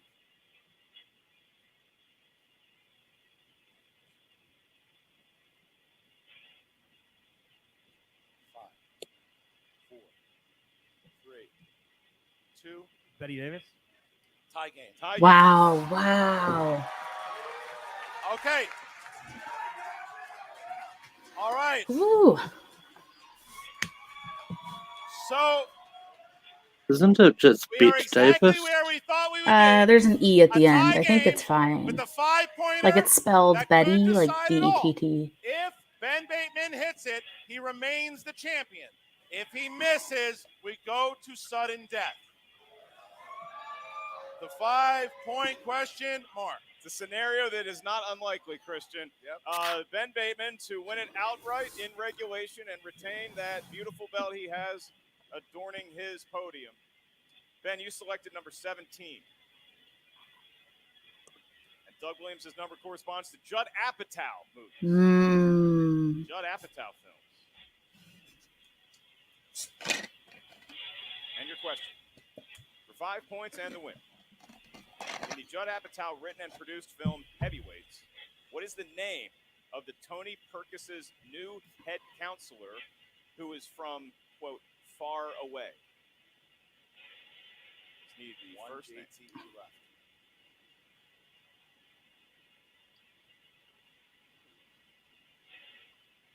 Five, 4, 3, 2. Repeat the question. Last one. In the Judd Apatow written and produced Heavyweights. In the Judd Apatow written and produced Heavyweights, what is the name of the Tony Perkis's new head counselor who is from, quote, far away?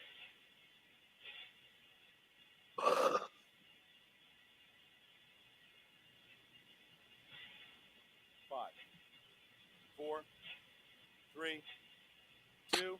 Chaz? And we go to sudden death. Oh my god. The answer was Lars. It's an athletic Lars feat at this point. The answer was Oh my Lars. gosh. It's exactly what we thought it would be. How many overtime questions do you think they have prepared? I don't think they've got enough prepared for these two. Lars was the Oh answer. my gosh.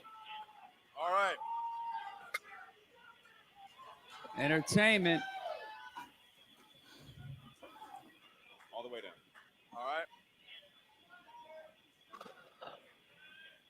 Oh, I see. All right, gentlemen. All right. All right, guys, here we go. This is how sudden death works, Mark. Gentlemen, sudden death feels a little bit like round number 1, that we're going to ask you a question. You write down your best attempt at an answer. You have 15 seconds to do so. Each question's worth a point. No penalty for missing a question. Here's where it gets tricky. If both you miss it, we go to the next question. If both of you get it right, we move to the next question. If one of you gets it right and one of you gets it wrong, the person who got it right is the winner of the match. Also, both Dan and Ben, you both reset. You both have one JTE rule through sudden death. I love that new rule. It's a good rule. What was the answer, by the way? Lars. Lars. No. All right, here we go, guys. We asked the champion, are you ready? Oh, yeah. Challenger, you ready? Oh, yeah. Here we go. All right, question 1. Question 1. Angelina Jolie. Category? No, we don't. It's not sudden death. We just skip the question. Yep. Angelina Jolie stars in which 2014 Disney film? Maleficent. Running in sudden death. What's the record for these? 9? It's like 8 or 9. And 5, 4, 3, 2, 1. Ben? Maleficent. Yes, Dan? Maleficent. Here we go. Okay. Mark, question 2. All right, gentlemen. Your next question. Who co-starred opposite Charlie Sheen in the 1990 comedy Men at Work?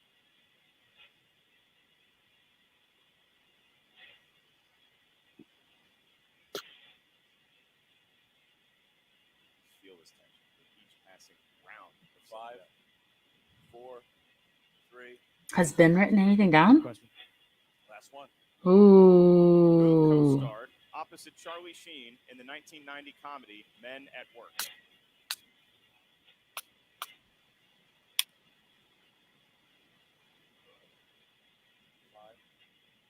4, 3, 2, 1. Ben? Steve Gutenberg? And Dan Murrell. Emilio Estevez. And your winner and new movie trivia Schmoedown champion of the world. Oh my gosh. Once again, Dangerous Dan Murrell. Heartbreaking for Bateman. You know, Heartbreaking. you gotta know your Emilio Estevez cannon. Heartbreaking. Oh my loss for Bateman. The world does it again. 2 overtimes, and you just look at the picture. Still undefeated at live events. Yeah. Two This champions. guy. One of them has the belt, but they're both dynamic players and some really good sportsmanship we're seeing right now. Which means if the title match is the one at Houston, it doesn't matter who wins that double contender match. It's true. What did I just watch? Unbelievable. Dan Murrell got his strap back. Oh wait, what if right, okay, take your guys, relax. Everyone relax. What's happening? What's happening? And ladies and gentlemen, the new movie trivia Schmoedown champion of the world, Dangerous Dan Roken Murrell and Bateman does it getting again. into it, huh? Two belts. He does it again. He is double belted. He's double belted. And he did what only Sam Levine before him has done. Only Sam Levine held both those belts, but only Dan Murrell has held that belt 4 times. Christian, it was an epic match between two epic competitors. And now Oh, the right. question is, how's Brad Rachel Gilmore Cushing gonna was do this in a post-game? gig divinity. Yeah. Yeah. I was about to say, I was like, wait, Rachel says, like, oh, right, those bouts Different specifically. leagues, yeah. Here we go. We have Brad Gilmore with one of the greatest title matches I think we've seen in a long time. Brad Gilmore, here we go. Atlanta, I think that match lived up to the hype.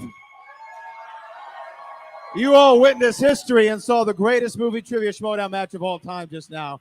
Let me start with Bobby Gucci, Finstock. I mean, it was a win for you either way. You're managing Ben Bateman in this. What are your thoughts right now after that incredible match? I mean, look, holy Jesus Christ. Are you not entertained? I mean, look, I said this a long time ago when this match was scheduled. These guys are consummate professionals. Jesus, I've never seen anybody play like this before. These guys are so good on so many different levels. I mean, Ben with the speed round, incredible stuff. I mean, Jesus. And you know what's funny? And then Neither of them needed their manager at all. The wherewithal to get Nope. anything on the Tyler Perry to save him. He bets 1 point there, he's toast. All the Talibu Lou could have been avoided. Yeah. What the exchange is doing here. Look, we're family. I couldn't be more proud of Dan here right now. That was fantastic. And I'm no slight to Ben either. This guy was incredible. He was down 3 points in the first round, came back storming on a Nora Ephron, whatever her name is. You know, I mean, and he cleared the category. Man, look, we're the best. That's the bottom line. Let me go to Ben Bateman. Excuse me, Tom. Let me go to Ben Bateman. Ben, you walked in here very confident. Of course, you're coming off a legendary run last season. You came in here. This was your first title defense. I know that after going down in that first round, down 3, Dan goes perfect, hits the bonus, but then you spin. You put spinners and opponents on the wheel. You get in that betting round, opponent's choice. You go Tyler Perry, and you end up hitting it. You just walk me through what your game plan was and where you think it went wrong. I mean, it was every round was competitive. I think I'm a huge Tyler Perry fan. I've seen every Tyler Perry movie, and I just that felt like a easy for me. So I was glad to do that. Learn something new about Ben every day. And in the final round, you see it happen. Describe a movie, or you get a question about a character. It happens in every match. It is what it is. It's happened to be on either side. So had a tough ball to get it, and I think it's pretty clear. Dan is one of the most knowledgeable players that's ever played. So in a heads-up match, Iron Man, I think he's probably got the advantage. Makes sense. But I felt good about this match. I thought it played well, and I was happy that the way that it did. Belt stays in good shape. It was definitely the greatest match that we've all seen. You worked.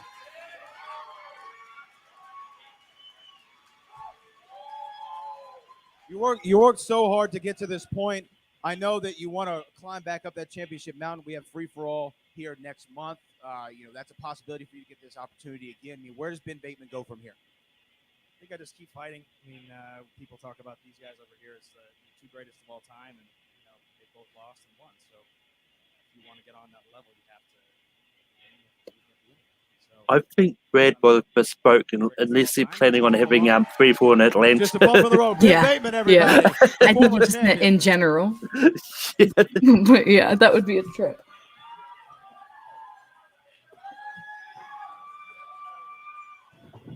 Ladies and gentlemen, for the 4th time, your singles Dan looks champion, good with those Dangerous belts. Dan Murrell.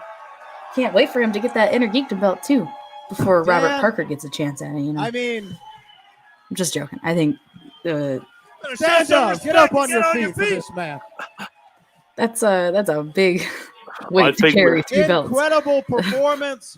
You went perfect first round. That Tyler Perry looked like it may have thrown you off, and then you got obliterated in that speed round, but you're able to come back, go into sudden death. I mean, just walk me through. Then the irony is, would be if Roker ends up winning and gets to the title. It's very possible that I would come out of that not having an extra point, and that's exactly what happened.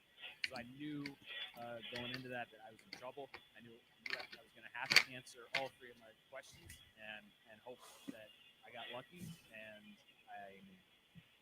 I think I've got to thank Blockbuster Video because I've got to think Blockbuster. the only way that it has to be some VHS box in the back of my head with Charlie Sheen and Emilio Estevez on it that got stuck in my head somewhere. Because when he said Steve Guttenberg in my head, I was like, yeah, it could be. I mean, so that's just this is not. It takes 2 to tango, and this is a hell of a Steve Guttenberg only made a star because of the Stonecutters. I was there when you won the championship for the 3rd time in Brooklyn. That crowd was chanting, "You deserve it." I mean, everyone here, the crowd was split, but everyone's happy to see you back on top of the movie trivia Schmoedown. But what does this mean to you for winning for a 4th time and solidify your place and legacy as the greatest to ever do it? I mean, like I've always said, the whole with the GOAT debate, like it's not like a presidential election, like one stick case and then there's like a vote, and it's like, okay, you prove it, man. So I like being in that conversation. Hashtag Dan Murrell for president. Yeah, I'd vote for him. I have mountains that I still want to climb, and one of them was He literally has no competition. to do what Sam did, because I never played really. I mean, we played each other once, but he wasn't coming on as strong as I was leading the game, and so this was a goal of mine. And now we move on, to the next goal. We'll see what happens. Intergeekdom. I was going to ask you that. I mean, you're the 2nd man to ever hold these championships simultaneously, but there is another title out there. It's the Intergeekdom Championship. Will he do what Mike couldn't do? Unite the belts. Simultaneously, is that in your plans? My plans are to enter the Intergeekdom League soon. That was always my plan. However, the one thing I've also learned from watching that incredible run last year is not to count my belts before they're on my shoulders. So that would be wonderful if that happens, but I know for a fact that guy right there who I just stood across from and his partner have this belt in their sights, the belts that John and I have on our shoulders. So it would be foolish of me to think that I would be able to just run through and grab another belt. First of all, I haven't played a lick of Intergeekdom yet. Secondly, there's a lot of people after both of these belts. So it's true. Best I can, and we'll see what happens. I want to go to John Roca here in just 1 second, but one more question. One more question for Dan Murrell. I mean, again, you've reached for the 4th time. Is there anybody in particular you just want to give a shout out to? Anybody you want to say thank you to?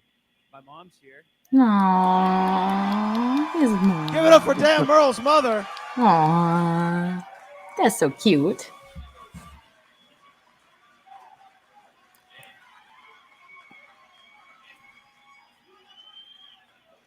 And I have my manager in the ring and my partner here, John Roca. But I also have my manager and partner out of the ring here, Mark Knopper. So I couldn't do it without her, and really, there's been all this, noise and whatnot, and that's what it was. There's noise about the stock exchange. communications and politics and who's talking to who and what. But the fact of the matter is that these are the people that I want to play this game with, from the top of the roster to the bottom of the roster to our manager. There's going to be a bumpy road along the way, but I would rather have a faction with some communication issues, a faction that has to work some things out, rather than a faction that doesn't win. And that's what we do as we play. I mean, that's a speech, regular analogy. Yeah. And just real quick, I want to just get a word from John Roca. That was the greatest match we've ever seen, is it not? I have to say yes. One of the most, because of the pressure, it's a live event and it went to sudden death. Incredible match. For us, sitting on the sideline, Tom and I, we're pacing like crazy because we were so nervous and couldn't do anything. And I'll tell you something, managing Dan is like managing that car, that came out of that Boston car. It parks itself. Yeah. It's a self-vodka. It's not a problem at all. We only discussed one thing, and that was the one pointer for Tyler Perry. There was a question about us going 0-1. I said, "What does your gut say?" He goes 0. I think that's the right choice. 0. Yeah. You're only gonna have 2 points. That saved him the entire game right there. That one little choice. He knows how to take care of business. I'm proud to be by his side. You got to give it up to Ben Bateman. Ben Bateman fought a hell of a match. And look, he threw every obstacle you can throw in the way of a challenger. He put opponent's choice up there. He put spinner's choice there. He put Tyler Perry on the wheel. You got to give him props for the strategy, and that's the tactician he is. Is it frustrating to be on the other side to play with against someone that intelligent and smart and driven to win? Yes. And that's what makes this victory all the more sweeter, because Dan took no shortcuts. Dan just wanted to get in the ring, and he just wanted to fight to see who would win. And he was going to respect that Ben won, and I hope Ben respects the fact that Dan won. But all that matters is you all won watching the greatest of all The friends time. we made Doing it along for the you. way. And the Finstock Exchange. There will be issues with the Finstock Exchange, because when all these egos slam into each other, that's the game. We all want gold and we all want belts. And Dan said it best. I'd rather be in a cage with a bunch of wild wolves fighting over the meat than some timid wolves sitting over there. Can we play too? No. We come to win. We come to win belts. And one more thing. Don't you count out that Rose over there. Emily Rose Jacobson. She fought Damon tooth and nail. She will be back. And she deserves your respect and your love. But for now, that's the man. He's the greatest of all time. 4-time champion. Proud to ride along his side. Just going to give everybody what they really want. Oh my god.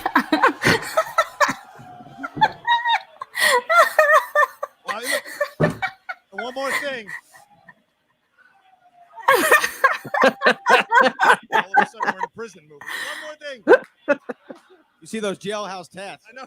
Jeez. He has his name on the back of his back. I had no idea he had that tattoo. That's pointing it out. hilarious. That's hilarious. My goal now is to match what Dan did. He has always been my benchmark in this league. Do what he did. Do what he's done. He's got 2 belts. Oh, Roka's going after his belt. And then after that, it's Irwin or Snyder. And then if I take care of business, I'd love to have a rematch with the greatest of all time. But who's going to be your manager, John? Ladies and gentlemen, the Finstock Exchange and the greatest game ever played. Give it up for Ben Bateman. Give it up for Dangerous Dan Murrell. Atlanta. A standing ovation and well earned. Well earned on both of them. Well earned. Standing ovation. I mean, it's actually going to be interesting to get up Chris knows if it is Roker or Dan, who's going to be each other's manager. It was also 2 of the best that this game has ever seen, 2 of the best strategists, the best players, the most knowledgeable, and it paid off here today. We certainly hope whoever caught Finstock's shirt gets tested immediately. But overall, when you look at a match that goes into overtime, that gets a standing O, that gets the amount of standing ovations from this crowd, you got to say it's in the conversation for the best match that you and I have ever seen. I mean, it's got to come close because, when it's built up, a lot of times you're like, oh, well, I hope it lives up to the hype. I hope you're going to get that kind of feel. I hope that, it's not a knockout. I hope that you're wondering, are these 2 guys going to show up? And they did. They did that more. And it was the first round, Dan takes the lead, keeps the lead in the second. Ben takes the lead in the third, takes a strong lead in the fourth. Then it's tied up. Then it goes to sudden death. And it's like, they did exactly what you thought that they would do. It was a worthy match, and we're still trending on Twitter. Queso Blanco's been replaced by Jackass. Okay.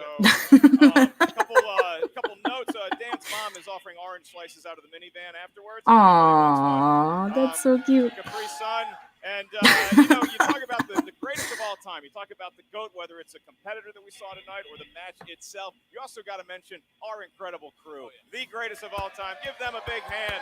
Everybody up in the booth down here behind the scenes.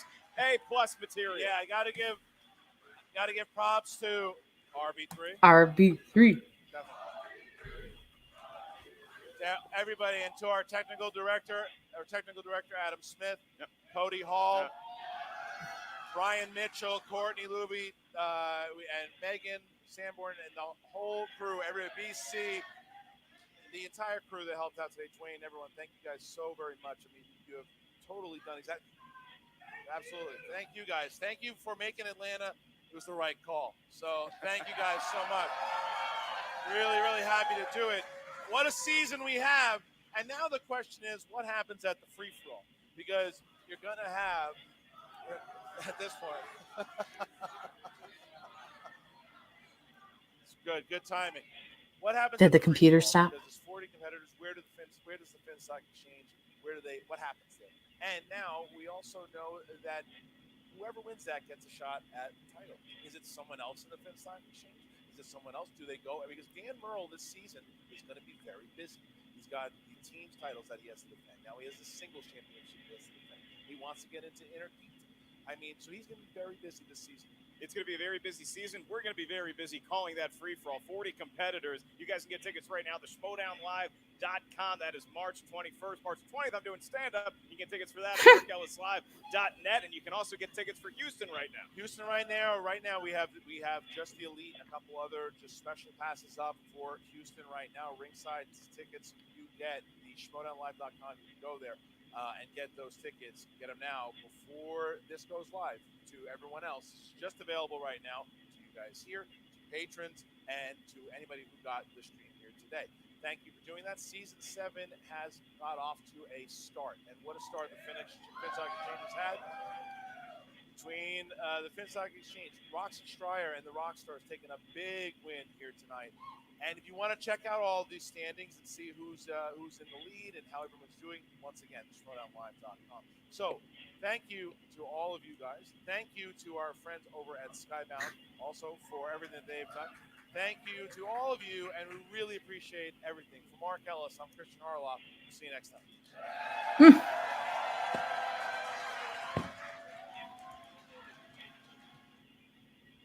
All right.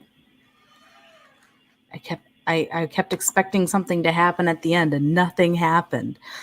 Which I think is the surprise of the entire live event, is that nothing happened at the end. I think everyone was expecting some kind of fallout from all the drama that the Finstock Exchange had and everything, and it goes to show you that a little bit of drama between friends, that's all it is. You know, you sweep it under the rug, you move on. These guys are in it to win it. They're in it for the long haul. And I still think the Finstock Exchange is 5 seconds from implosion, but not today. That's all that matters. Malcolm, what do you think about this title match? I thought the title match was great.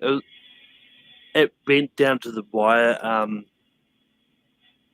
mean, it's one of those for a championship match. I thought the round ones was probably slightly on the easier side, but that being said, it was fun. It went the way we all kind of expected.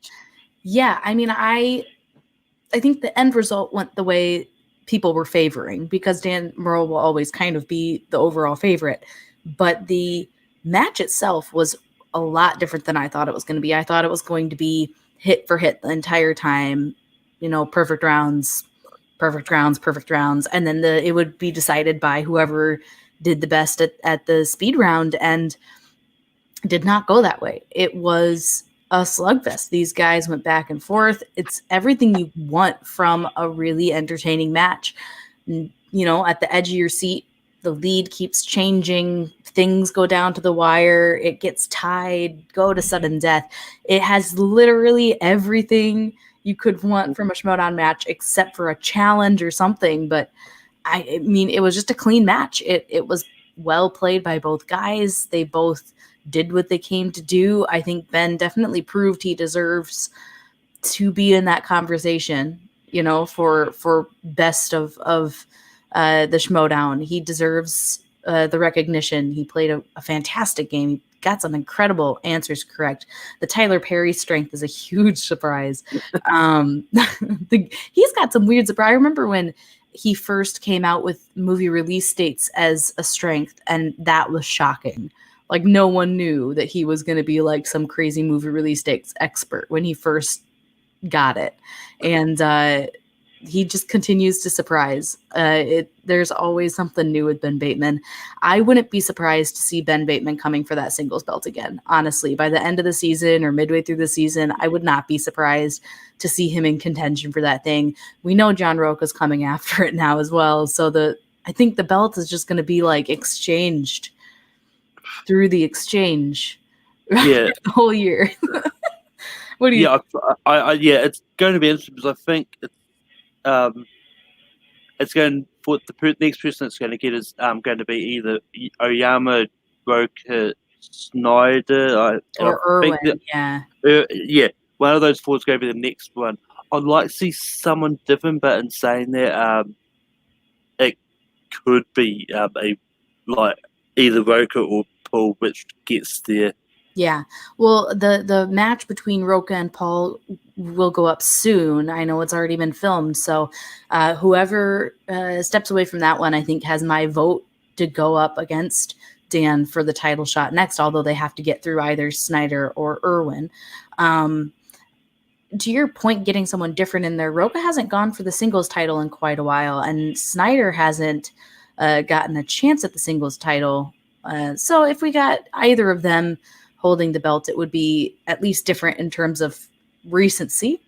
But yeah, it's like the same people coming after the belt. So it's even more important to get some of these new people. We got the Barbarian with an amazing match from the other day. And, Tom will be in singles, I think. And Paul's coming in. And we got a lot of people coming in who are newer, who they all want that belt. So this season is barely started. It's now officially March. And it's crazy. This is the craziest season of the Schmoedown I think we've ever seen, including when Anarchy happened. So with 3 months, barely even 3 months of the year, and we've seen some of the best matches we've ever had in the Schmoedown. So there's a lot more to come. I'm excited about it. Let's do our plugs and we can get the heck out of here. Malcolm, what's going on? What's going on with you? You can find me on Take 3 Productions hosting Late Night Take 3. This week's topic is going to be Pixar. You can find me hosting Rankin every Saturday. This coming topic, I've no idea what it is. It may have been sports. The poll hasn't actually officially closed at the time of taping this. But you can watch sci-fi movies from the 90s that and get very mad. You'll probably get really mad. But yeah. And you can find me hosting Full Metal Random over on the Full Metal channel. Awesome. And you can find me, as always, Smith_K10, the number, not the word, Twitter, Instagram, and Stardust, even though I don't post anything on Stardust. You can also find me right here on Take 3, hosting the Take 3 Reactor Summit, which Malcolm is usually on. Yeah, we're going to have fun talking about this one, but we have to wait. We have to wait a long time to talk about this. It's like, it's going to be so hard to not talk about it in a couple days, but that's all we got. Thanks for watching. Make sure you're liking that original link for the live event. Make sure you comment on it. Show some love to the new sponsor of the Schmoedown. And yeah, thanks guys for watching, and we will see you in the next one.